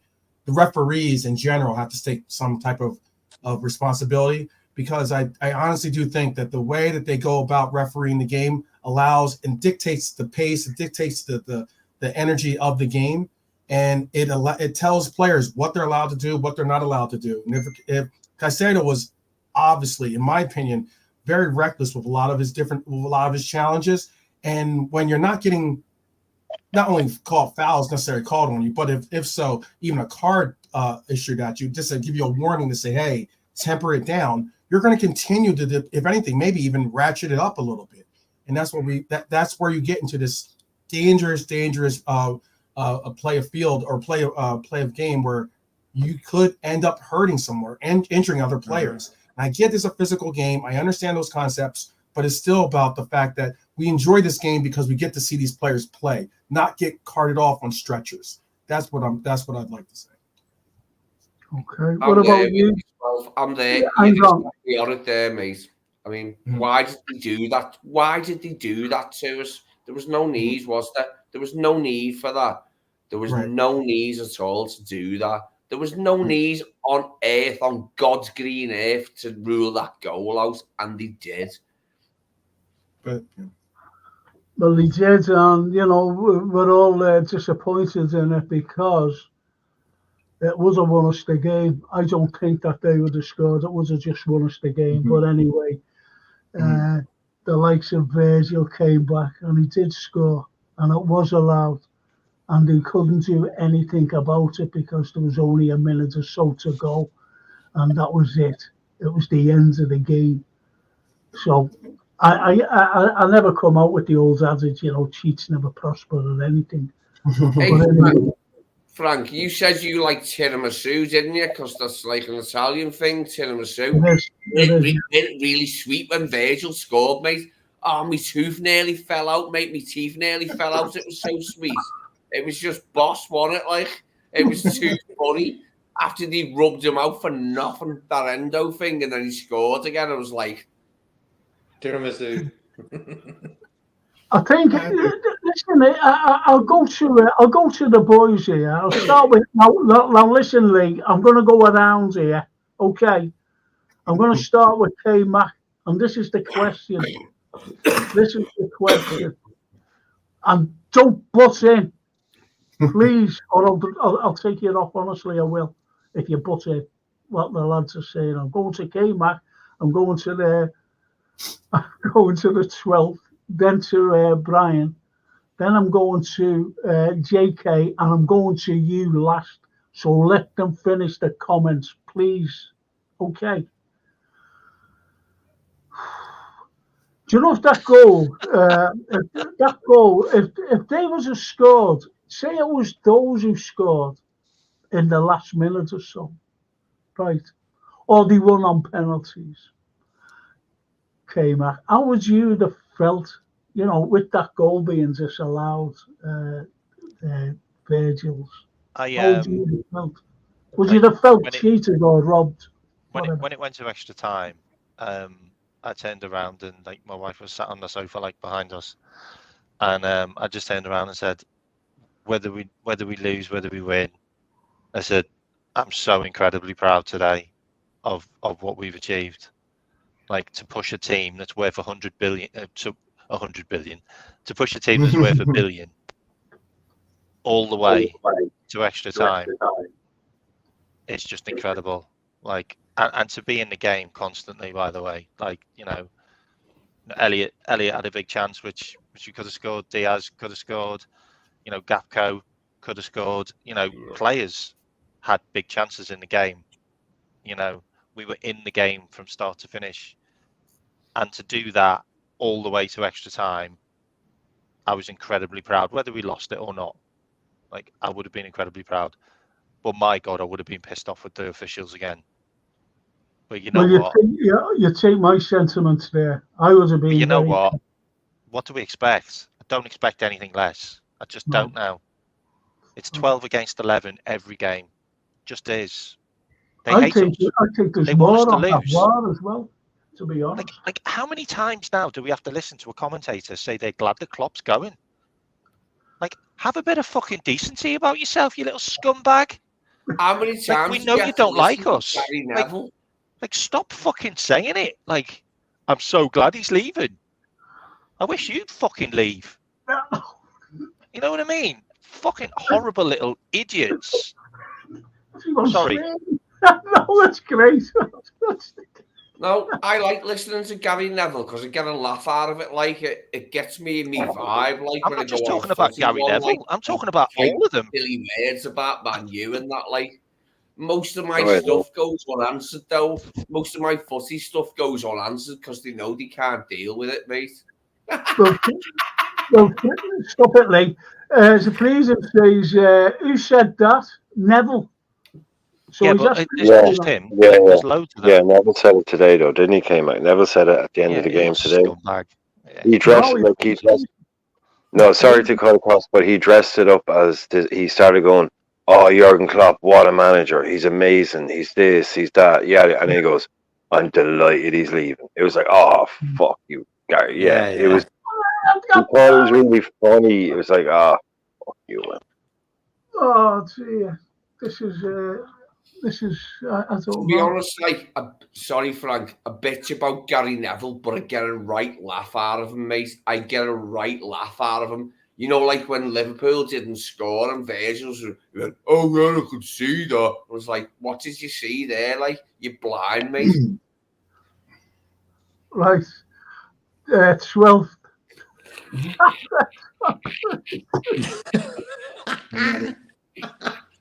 Sorry, mate. You got to follow that. Sorry. Yeah, yeah. Today, man. Just what's the question you want me to engage? I on? haven't a clue. Sorry. What's the score today? I I mean, haven't. we could talk about my Oh. fiance Dua Lipa or something. We could do like something. Would like have that. would Oh, you get would we have married? felt robbed? Would we have felt robbed if Chelsea had won the game? Was the question initially. Yeah, thank you. Thank Thank God you. Brian's here. At least That's- someone. Brian Don't, had told don't you comment, mate. I'm taking you up until it's your turn. I'm taking you up until it's your turn. I don't even know where you're at. There you're at. I'm taking you up until it's your turn. He got a blue card. He finally got his blue card. He's- You can't just put him on mute, Frank. Frank, you can't just put him on mute. Just moving, yeah. I don't know how to put it on mute. I really don't. Yeah. You put on mute.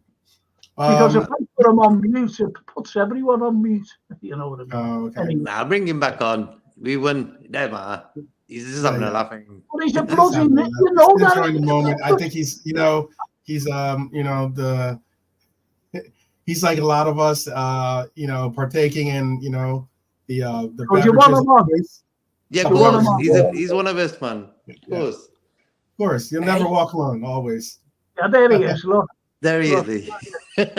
Have you ever seen? Come, bro. Have you ever seen Gary Neville's sister? Have you seen the sister one? It looks like a man or something, mate. He's It's like a unstoppable. weird one. The What's sister one, this she's got like, to do? no, she's a manager or something. She's a manager. It's like Let the it go, Neville let it one. go. Oh, come on, Lee. Don't be bringing Come on, bro. they're not sisters I or don't even anything. know about that. I have no idea what that Oh, is. mate, have you seen it, mate? Have you seen it? Have you seen the mug on it? That Gary Neville's sister.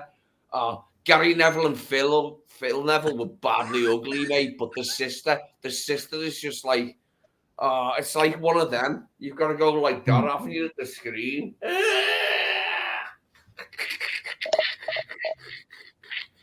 Like I said, I'm focused on Dua Lipa, and and the one kiss is all it takes celebration I got to see as they entered the locker room and enjoying the moment. It would have been very bittersweet if we had if they had lost this game, especially if Sterling's goal had counted.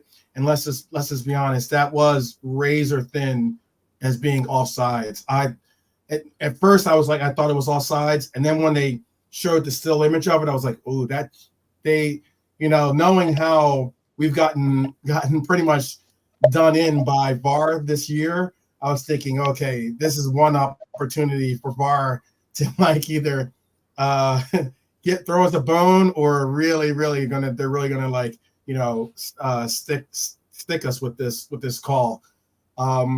But yeah, I would have been disappointed to have seen that happen. But I honestly, even if they had scored, or even that goal did count, I can't tell you enough that I do, and this is not me just like rose-colored glasses or anything like that. I honestly do believe that feeling that we've had in the past of always believing we could just get this goal back. We can just, see this game out. We can just, bring home this win. I really do feel that way, despite whenever we go down. We've been down a bunch of times this year. I still feel that way, and that's something that I know people say it's not maintainable or sustainable. But hey, you know what? Having it in your locker is certainly something that's reassuring. JK, would you like to follow on what the 12th man said there? Say something about Tracy Neville. She's a munt. Oh, bro. Nah, all in all, I think Chelsea had a phase for about 10-15 minutes where they had control of the game. And I think it's when we made the subs. And that was the only time I was sort of really worried about Chelsea. But all in all, I would have been gutted if we lost it in the last in this extra time because they had a few good chances and stuff. So yeah, I would have been a bit gutted there, but we won, so it's all good. It's all good. Frank, I'm sorry, mate. I've got to put my hands up. Have you heard what Gary Neville's dad's called? He's called Neville. Neville. Your face is a mess. Neville. That David Bowie song, Neville. I mean, come on, mate. That's a bad name, that is it? Neville. You just can't be fucking operating with a name like that, can you?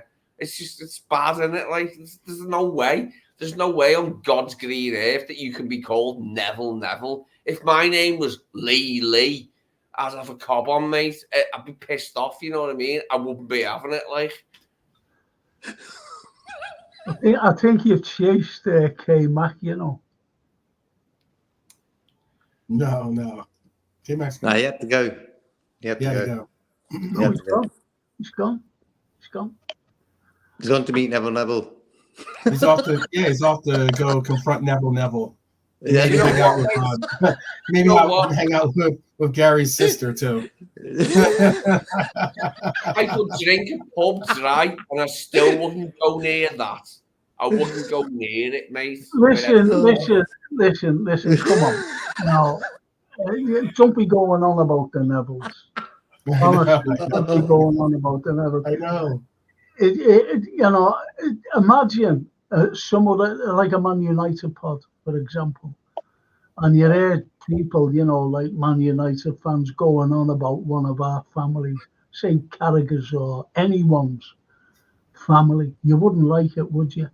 Because I remember when we played Everton once and Robbie Fowler was getting stick and he went along the line like that. Remember that?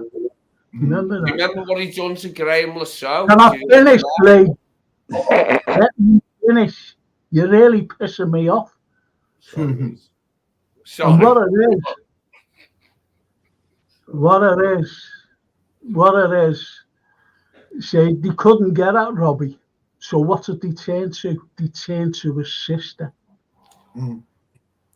Yeah, but here's something you've got to consider. Graham Lassalle reads The Guardian, and he's like a very intellectual man, apparently, Graham Lassalle. He's a very intellectual man. He reads The Guardian. And there's no way on God's green earth that he thinks like the Da Vinci Code is a good book.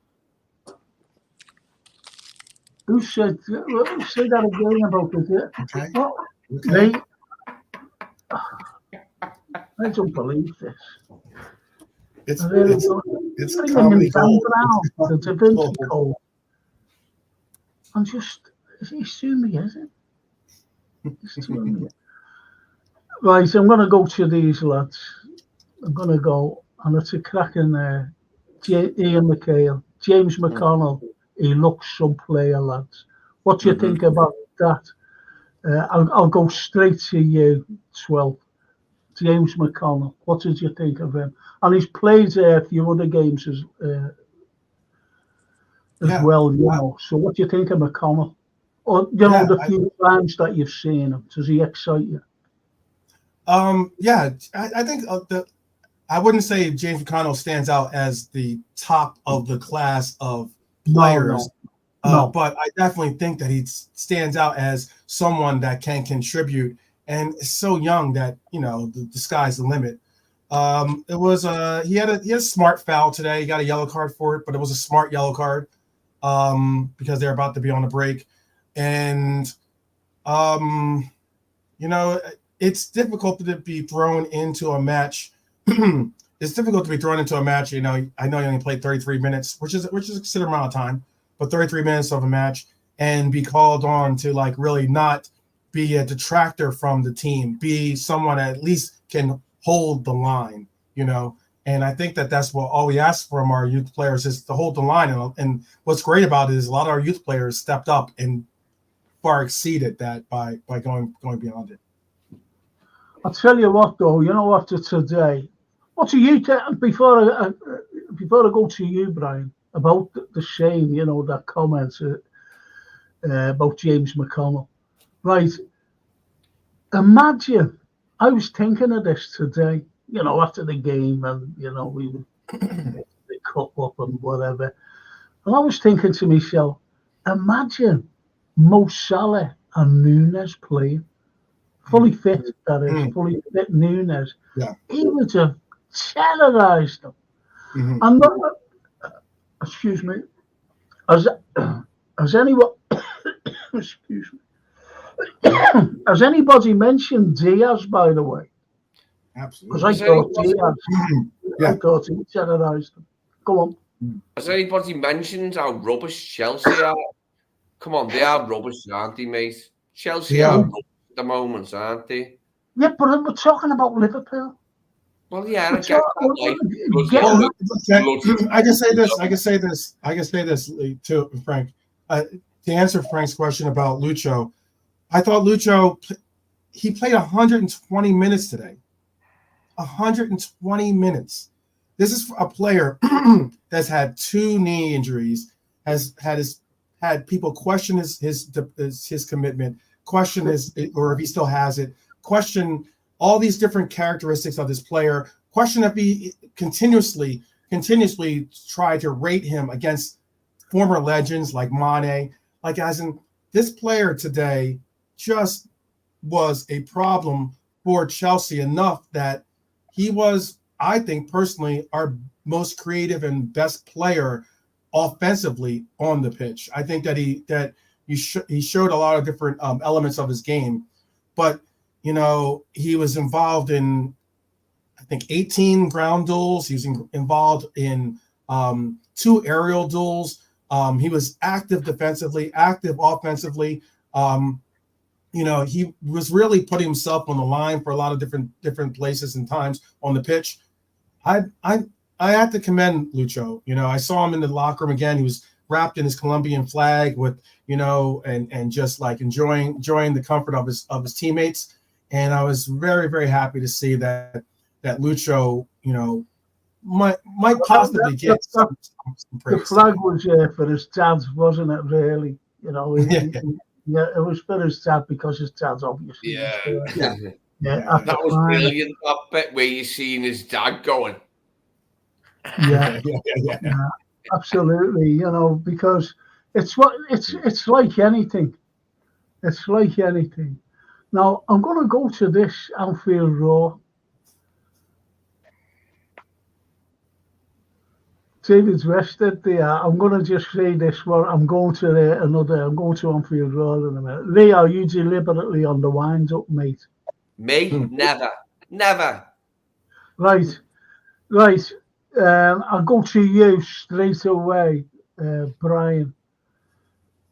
We won, but I got the need. Now, don't say nothing, Lee, or I will take it up again. I'll bin you. Blue bin, is it? We won, but I got the needle with Gakpo and Elliott today. I thought they were both average today, but more Gakpo, the senior pro. Go ahead, Brian. Well, I don't get where the Elliott thing is coming from. He was asked to play a couple of different roles today. He had to switch back and forth when we made that tactical switch there, and then Bradley came off again.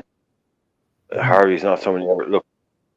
Was Gakpo outstanding today? Probably not. No. You know, was the match winner? No. Did he make a difference? No. But I saw a few comments flying around about that kind of thing earlier on, and I don't really get it. He's a player who's coming into this team who's never really had a kind of defined role. He's always had to kind of play here and there everywhere. So he's come in. He's doing a job for us. He's our top scorer in this competition. I don't really know. I don't understand why Look, yeah, am I going to sit here and say, oh, he had a 10 out of 10 performance? No, but we these are cup finals. We know what they're like. They usually end up like this. Horrible 0-0 drab tactical affairs. And I think we had like a lot of the things that have been said earlier on, I agree with, but also we were forced into doing a lot of these things because of an injury crisis.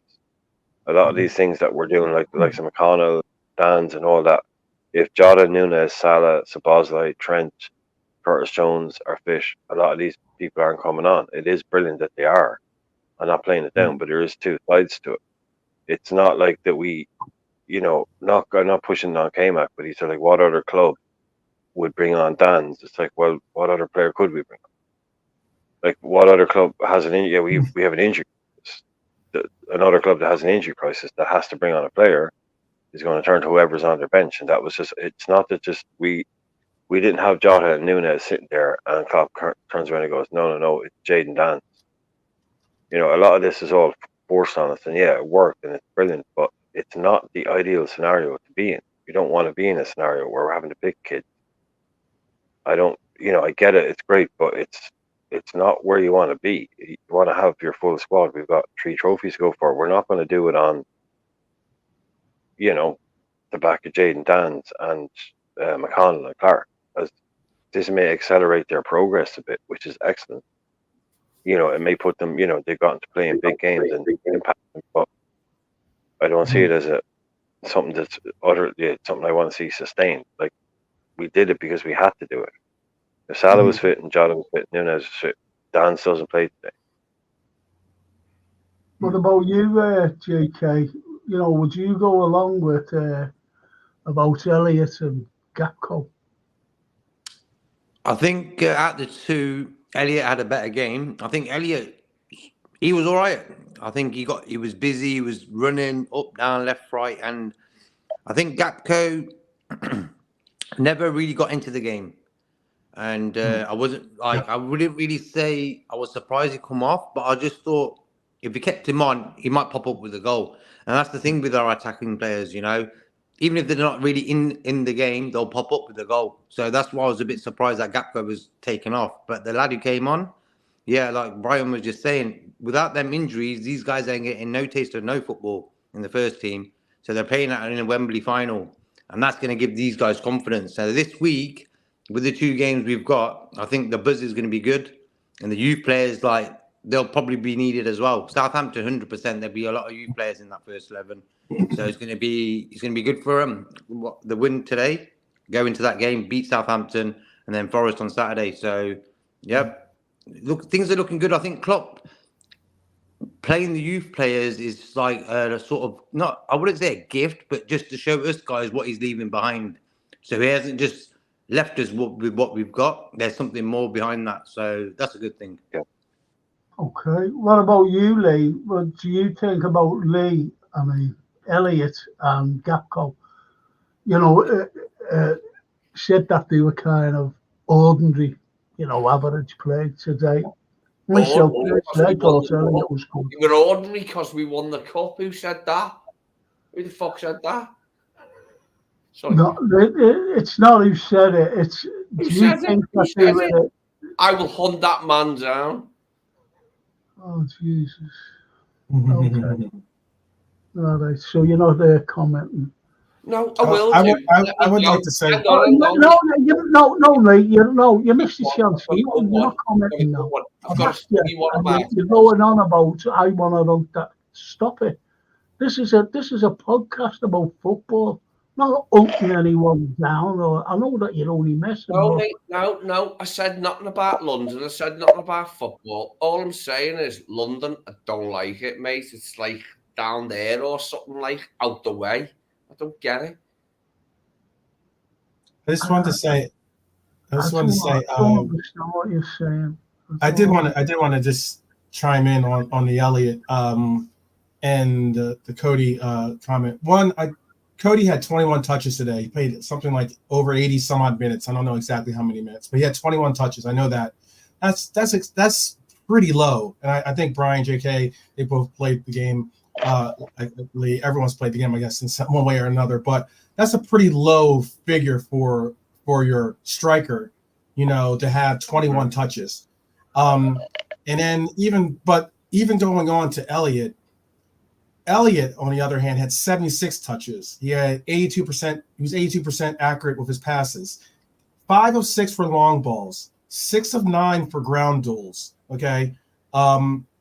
He had interception, had 2 tackles.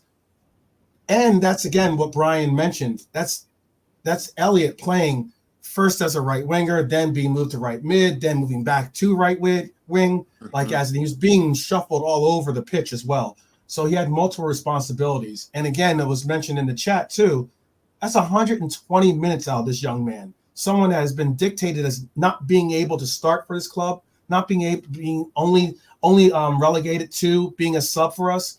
For us to get 120 minutes out of someone like that today says a lot about what Elliott has in his like Yeah, I agree. I'm being honest with you, Lee. I'd tell you, JK, I'd tell you. I've always said that he's better coming off the bench, but that's when all our lads are fit, and he is superb when he comes off the bench. He really is. But today, thrown in at the deep end, as you know, and he succeeded. 120 minutes, same as Luco. He played, or Lucio, whatever you call him, and he's the same. Now, I'm going. Let me go to what is Des Reynolds. Frank, do you think Darwin and Mo play on Wednesday? And I'll go to you, JK, and I'm going around then with Ryan, then the 12th, then you, Lee. And they don't talk about football. Don't go on. Don't go on at length. I think the only way we can see them playing on Wednesday is if they're getting ready for Saturday. Maybe they get 20, 30 minutes, maybe. If they do get that shows that they're sort of on the road to recovery. Hopefully not tucked in too early again. I think the reason why we didn't see Salah or Darwin today is because we rushed him back too quick, and I think I think Klopp was thinking it's a bit too much of a gamble, risking Salah and Darwin today. That's the only thing why I don't think those two guys played. So maybe if we see them on Wednesday, they could be ready for Saturday. Yeah. Okay. What about you, Brian? It's Wednesday, Southampton in the Cup, is it? Or Forest? Oh, yeah. Yeah, no, it's, yes, not Forest is the league game, the Prem game, but Southampton is the FA Cup match, yeah. On Wednesday for Mo, I think. Wednesday, yeah. Yeah, I think both on the bench. No, I don't really see them starting. Maybe Darwin, but this isn't really. It's not really easy to answer because we're at such bare bones. It's kind of like if we had a full squad, no chance. But I wouldn't be surprised if someone is in need of a rest and it's like, well, Darwin can play. Let's give Cody a rest. But I'd say most optimistic, both of them on the bench. Okay. Well, I think Diaz needs a rest. I'm being honest because that lad has given us all in the last 4 games. He's given us all because I've said lots of times he terrifies defences. He runs at them. He runs at defences. And that's me. What do you think, JK? Do you think that he could be up for on the bench or coming on or playing at any part of the game? Yeah, I just think that I think Diaz may be rested. I think who else we got? We've only got Gakpo and maybe Elliott to play up top, So yeah. I'm just happy it's Southampton. I think we've been sort of lucky with the fixtures within this time period where everything's going sort of haywire with injuries, this, that, and the other. I think we've been blessed in that way. I think having Luton last week was a good thing. It wasn't a tough fixture. And having Forest on Wednesday isn't a tough fixture as well. Forest away, maybe a little bit more difficult. They scored 2 goals yesterday against Villa. But as you've seen with the players we've got today, if the mentality is right, we'll beat them in any game. So I think the mentality is there. I'm being honest. I really believe the mentality is there with this Liverpool. No matter who we play, but the mentality is there, and it's absolutely well. I'll just go straight to Darryl. Darryl says I'd play Downs and UMass Wednesday. Why not? I'll go to you, Lee. Do you think that they'd come on? Both Salah. Yes, I did. I knew they'd come on, like, because we'd only used 3 subs, and I think we'd used two or three, and then we had a couple more. So I knew that when Jay Dan's come on, he was going to stretch them a bit, and he stretched them back, and we scored. End of. It's our trophy. No, we own the polish. We own the polish. We polished that trophy. That's Lee, ours. We've had that 10 times, mate. We own the polish. We own the polish. Lee, I asked, do you think in the next game against Forest that Mo and Nunes will be on the bench and come on at some point? That's the point. I'll go for Darwin. Because this wasn't as bad. Mo's hurt his hip or something like, so I'll go for Darwin. I reckon Darwin will be back. Okay, well, I can't blame you. Is that it? That's fantastic. Got an answer, and rather a brief answer. That's fantastic. It really is. Anyway, oh Jesus, I don't know. Thanks a lot, Lee. You're a good man. You're welcome. But anyway, you know, with I'm going to ask you. I'm going to go. And I'll start with you, Lee, and don't go on about it, okay? I'm going to ask, you know, like, out of 10, you know, out of 10, starting from Kelleher straight through, what would you give him? Out of 10? Just say a number. Okay. Queven's getting a 9. Queven's getting a 9 for that save, and the other ones, the bits and bobs, he done well. Who else was good? McAllister was quite good. McAllister, not bad. And that, I'll leave it there. Well, why don't you go from you know, the backs? You know, you've got Kelleher, you'd give a 9. Okay. Why don't you go to young Bradley right back? I can't be arsed, mate. We were that good anyway, like, so. Oh, all right, then. I'm going my big thing was Kelleher. All right, you can't be arsed. Well, that's fine. I'm going to remove you now. All right, 12. What would you give out of 10, you know, to Kelleher? Oh, yeah. I would, out of 10, I'd give him certainly a 10 out of 10. I mean, what more can you ask for? A clean sheet? Any, you know, what more can you ask for? Clean sheet's all you can. And if a goalkeeper prevents the other team from scoring anything, and guess what? Chances are you have a better chance of winning than not. So I'd give him a 10 out of 10. Okay, that's good. What about the other fella, Bradley? I'm going to go along the back 4. I'm going to go with the defence. Okay. I'm going over to Brian, then I'm going to JK, then midfield, and then ends with the forwards, if that's okay. So Bradley. Still on me? Yeah, yes, still. Yeah, I'm going to go over. I thought Bradley played well. I probably would have given him a 7, if not a. I would have liked to have seen more out of the right wing production out of him. I don't think we got very much out of the right wing. I don't think he was expected to play right wing. I definitely don't think he is a right wing. He's more of a, you know, obviously a right back that can go forward and play the wing back style role or something along those lines. But I probably would have given him a 7 out of 10. Mm-hmm. Okay. And Konate. I would have given Konate an 8, but with the yellow card, I guess that's a little bit of a deduction. So I probably would give him a 7 as well. And then for Verge, I'd give Verge, captain's performance today. You got to give him a 10. You know, absolute man of the match for me.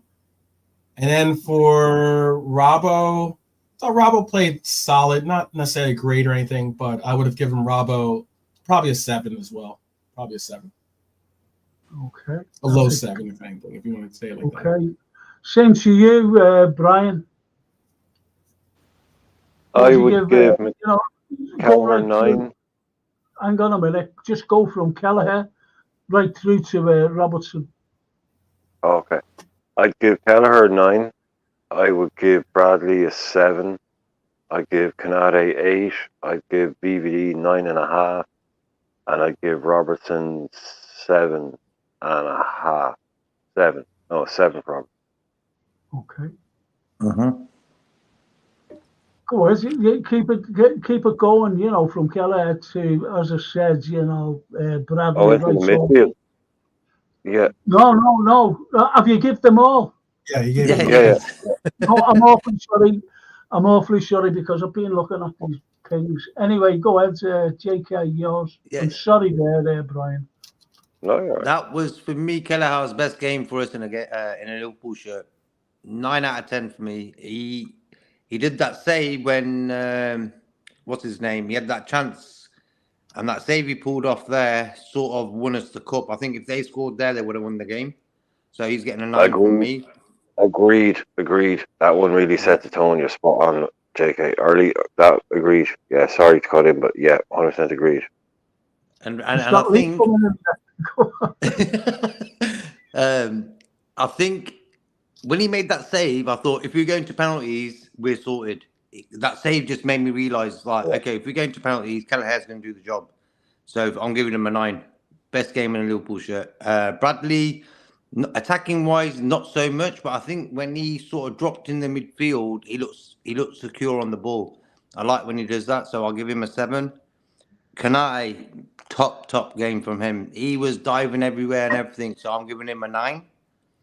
Virgil, I'm giving him 10 plus. I don't know. I think probably the best game in a Liverpool shirt. Scored the winner at Wembley. You can't even say anything about that guy. Top game. And then Robertson. The only thing I have a problem with Robertson is he's always 2 steps ahead. He rushes into situations where he don't need to rush into. If you understand my point. So I'll give him a 7. Okay. I'll give him a 7. Yeah. Okay. Well, let me go through some of these ones here.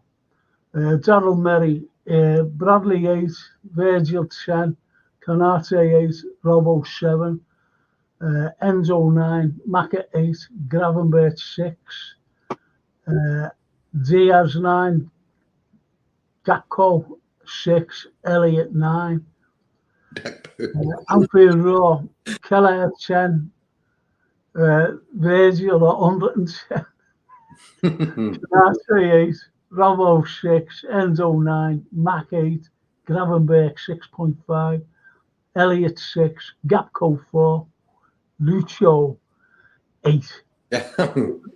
Lucio 8. That's brilliant. All right, so over to you now, the midfield. Okay, 12th, go ahead. Just the midfield, don't go on to the forwards, please. Okay. Gravenberch's tough to rate considering he went out so early. I thought Gravenberch was playing decent, up to the point where he got injured. It's a shame to have to rate him. I'm gonna respectfully pass on giving him a score.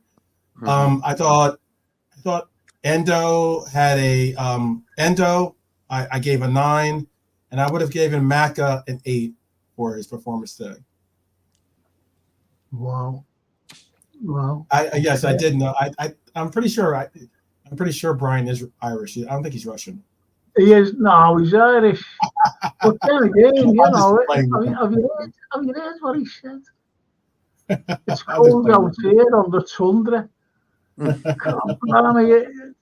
must be, I don't know where, he could be living in Canada, couldn't he? Far north of Canada somewhere. He could be, I'm not saying he isn't. He could be an islander. I wouldn't know. Anyway, I think that's good. Daryl Merry says Elliott was brilliant, non-stop runner. But I'll go to you about your midfield, Brian. Yeah, I can confirm or not deny anything. I may live in Canada, Russia, who knows? Who knows? Yeah, why not? Why not? Or Finland. Yeah. If I told you, I'd have to kill you. You know what I'm saying? Yeah, Oh, yeah, yeah. I think I hope you're not a CIA or a MI6 fella. That's all that I hope you're That's a whole not. different story. We'll move on. No, I'd give Endo a 9 there. Oh, bit echo there. I'd give Endo a 9, and I'd give Gravenberch just give him a 7. Cause like 12 man was saying, not really fair to rate him.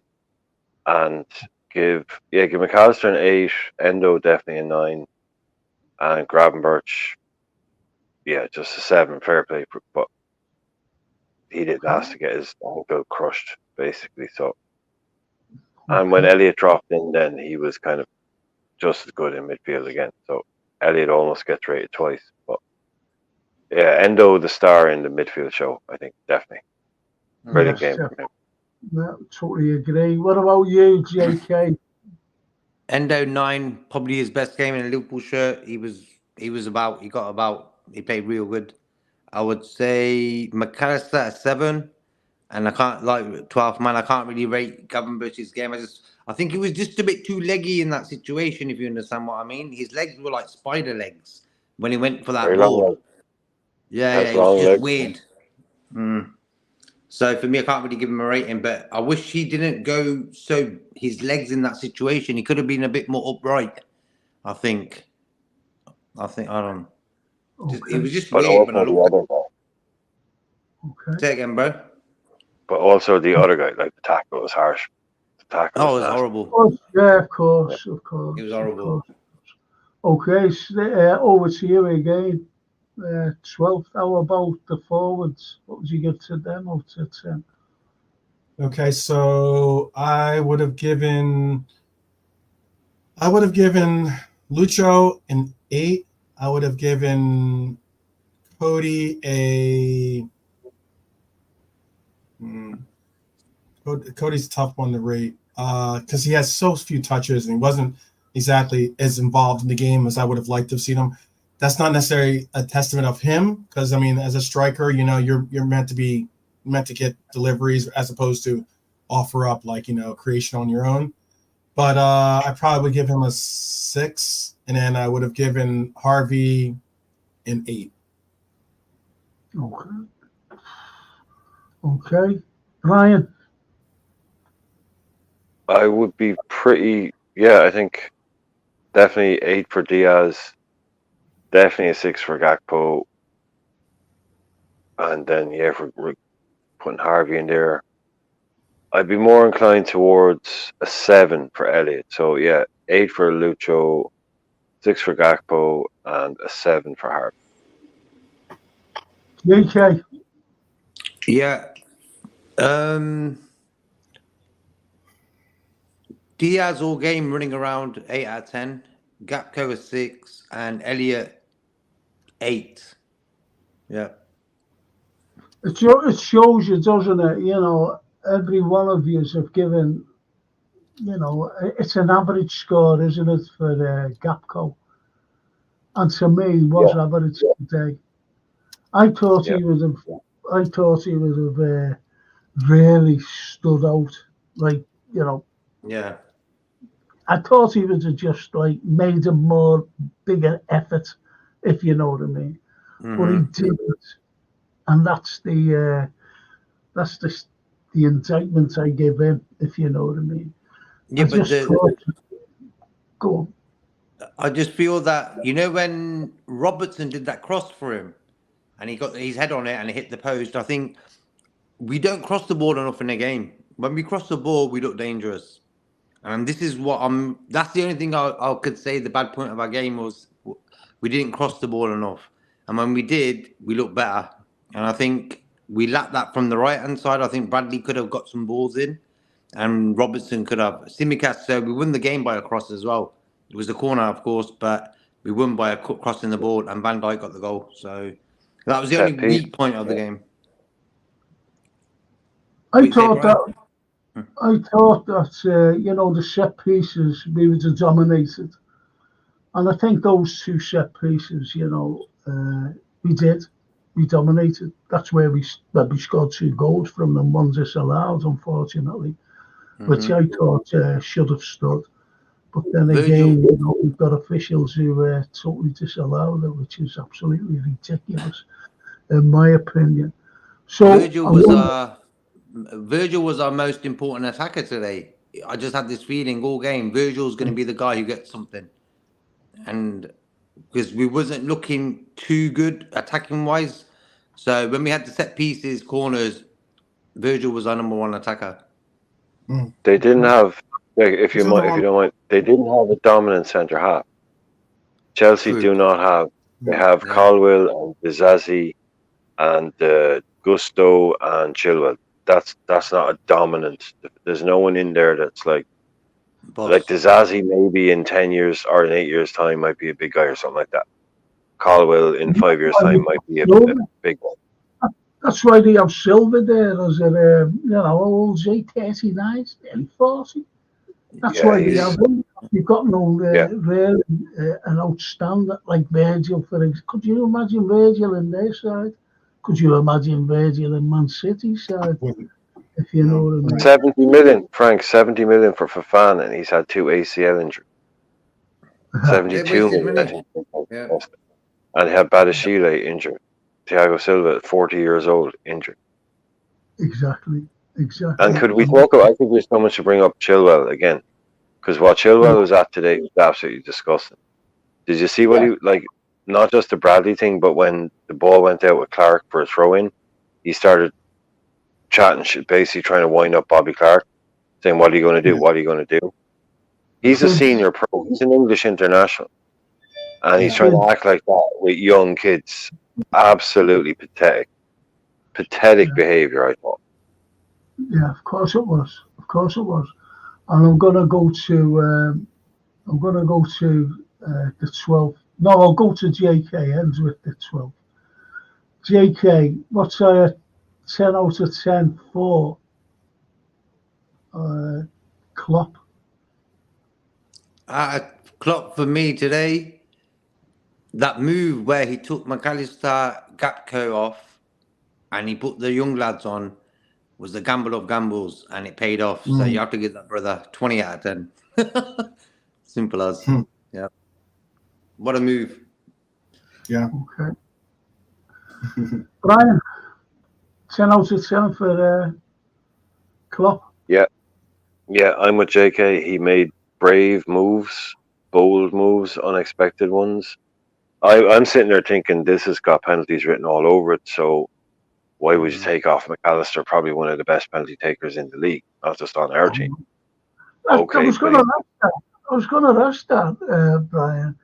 If we'd have got a penalty today, he would have taken it because Szoboszlai's a penalty taker, and so was Mo Salah. Do you think McAllister would have taken the penalty? I reckon he would have been next.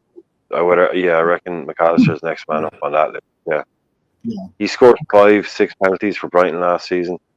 He's deadly from the spot. So, but I just thought it was interesting. Yeah, he made, like JK was saying, he made some really bold calls there with substitutions. McAllister, Gakpo haven't already lost Gravenberch, so you got to hand it to the manager. Yeah, absolutely, 10 out of 10. We won a cup. What else can you say? Okay, I'm going to the 12th, and 10 out of 10 for what's yours? Yeah, 10. Plus, it's only what Brian said. How do you think? Give the 10 out of 10 first, and then what I'm going to ask, how do you think he feels McAllister now, right at this moment, coming from Brighton? He's never won anything to Liverpool. They just won the first. So go ahead to 12. Right, and a World Cup. Yeah, I was going to say I wouldn't even for McAllister. I'm sorry. It's domestic. I'm talking about, Brian. Oh, okay. Yeah. Okay. It's domestic. Coming from Brighton, if you know what I mean. Oh yeah, 100%. Yeah. Okay. I would have given Klopp a 10 out of 10. 2 points I wanted to reference. One, it seems ever since I brought up the question with your friend and our friend as well now, Mr. George Scott, that we've scored two. We've all of a sudden scored from the set pieces, which is a great sign. But that's always a great sign. And also, as far as what was I'm trying to think of the other question. The other question was about about McAllister. And I think, you know what, for me, it wasn't necessarily him thinking about, okay, how far I've come from Brighton. I think the reference of what Brian just mentioned about World Cup it stood out more for me, because you know why? On that pitch was Enzo Fernandez. On that pitch was a player that he plays on that World Cup in a pivot for Argentina.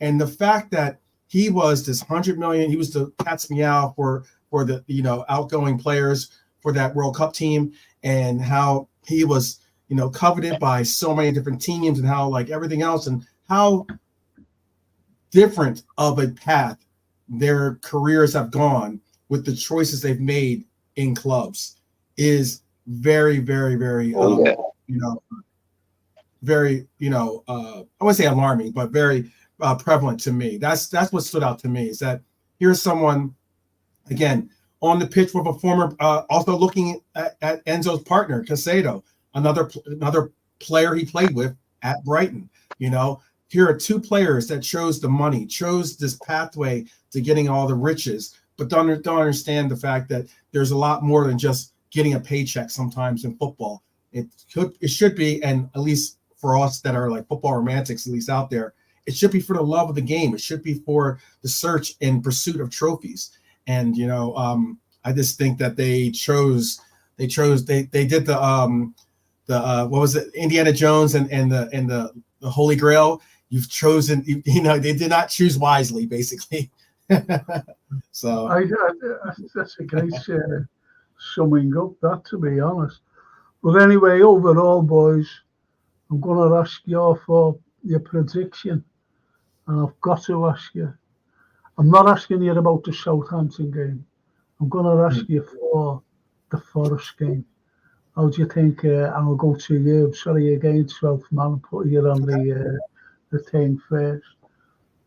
So first, you just want to know about the Southampton game, not the Forest game? Yeah, no, right. I want the Forest game, not the Southampton. Forest game, not the Southampton game. Okay. Yes. You know what? I can say this about the Forest game. Obviously, it's a Premier League game, so it's important. I mean, right now we're really, you know, really crammed up at the top of the table. You know, I think it's 60 points right now, 59 points and 58 points, all conceding from the teams at the top of the table, and it's an important game, obviously. Again, I'm not going to backtrack from what I said earlier about the first game. Whatever game is on deck is the most important game for us. But I'm looking at these three games as possibly, and this is just me saying it, like, you know, humbly, it's possibly three games that we can try to work our players that we're looking to get off of the injury list back into form, back into fitness, and possibly get them regimented,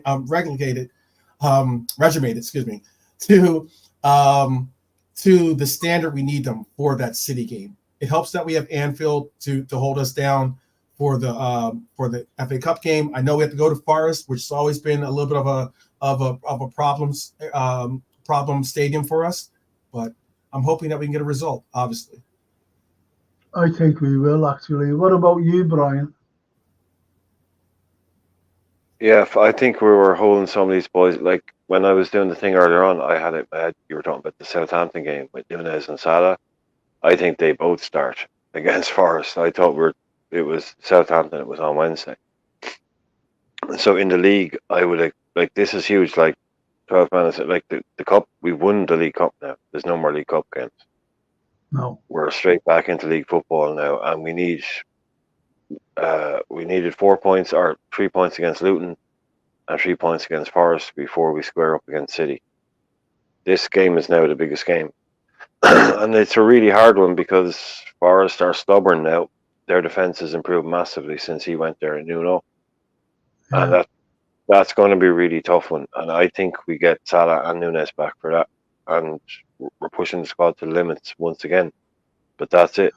Games every 3 days. That's what you get into at the top. We can't help that. We've got to deal with it somehow. But I think this game is massive. We have to win the game before we play City, or else City can sit there and go, right, you messed up. We'll win our game. Now we can go to Anfield, and it doesn't matter as much if we just get a draw. We need to go to Anfield. We'll put them right under pressure. As you're saying, if we beat Forest, and I think you're right there. And I think we shall press, and I think we will get a result. What about you, JK? Do you think we'll get this result? For me, this week is very important to find out who's available for that Premier League game. Wednesday, I'm going. I wouldn't go. I would try to rest Virgil for Wednesday. Play Kwanzaa, maybe even play Gomez there. I don't know.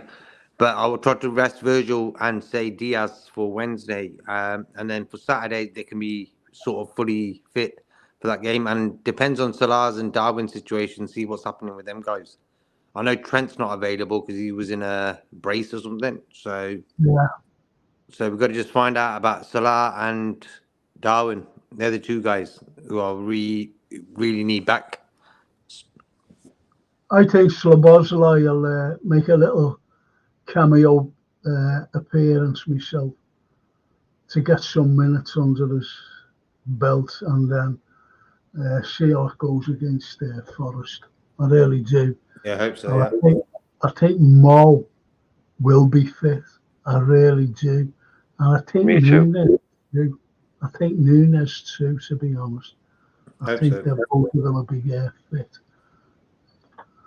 Okay, well, gents, I'm going to end it there. Thank you so much. Let's just the Anfield Roar says, Frank, I love the show, and I think you're the best podcast chairman out there. Oh, come on.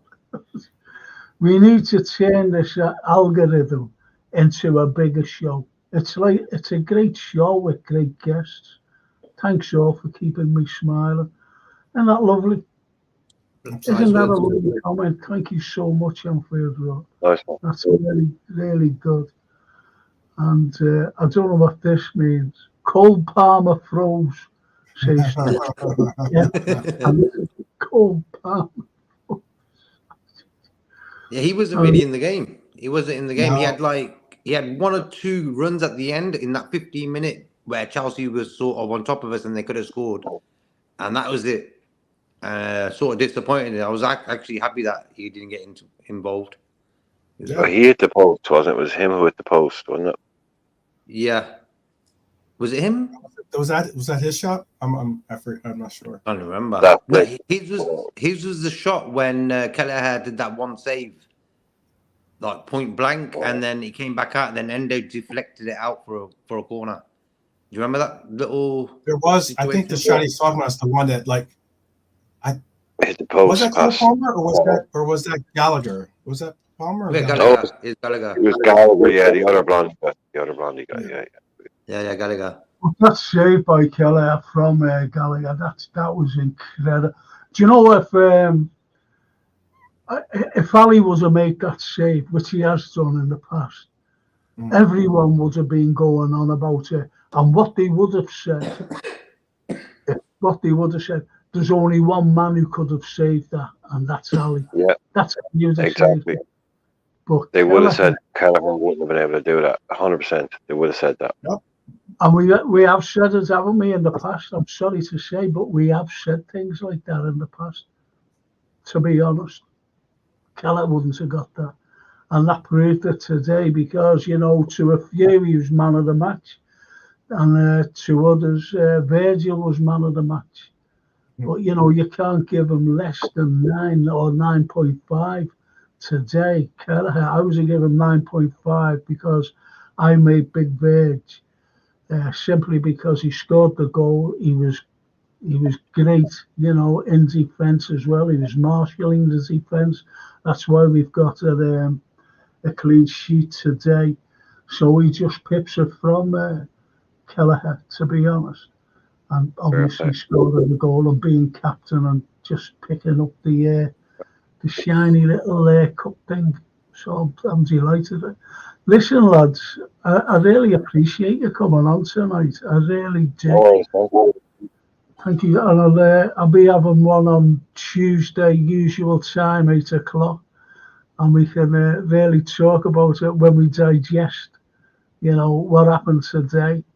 And obviously what's going to happen against Southampton as well. Is that okay with you, lot?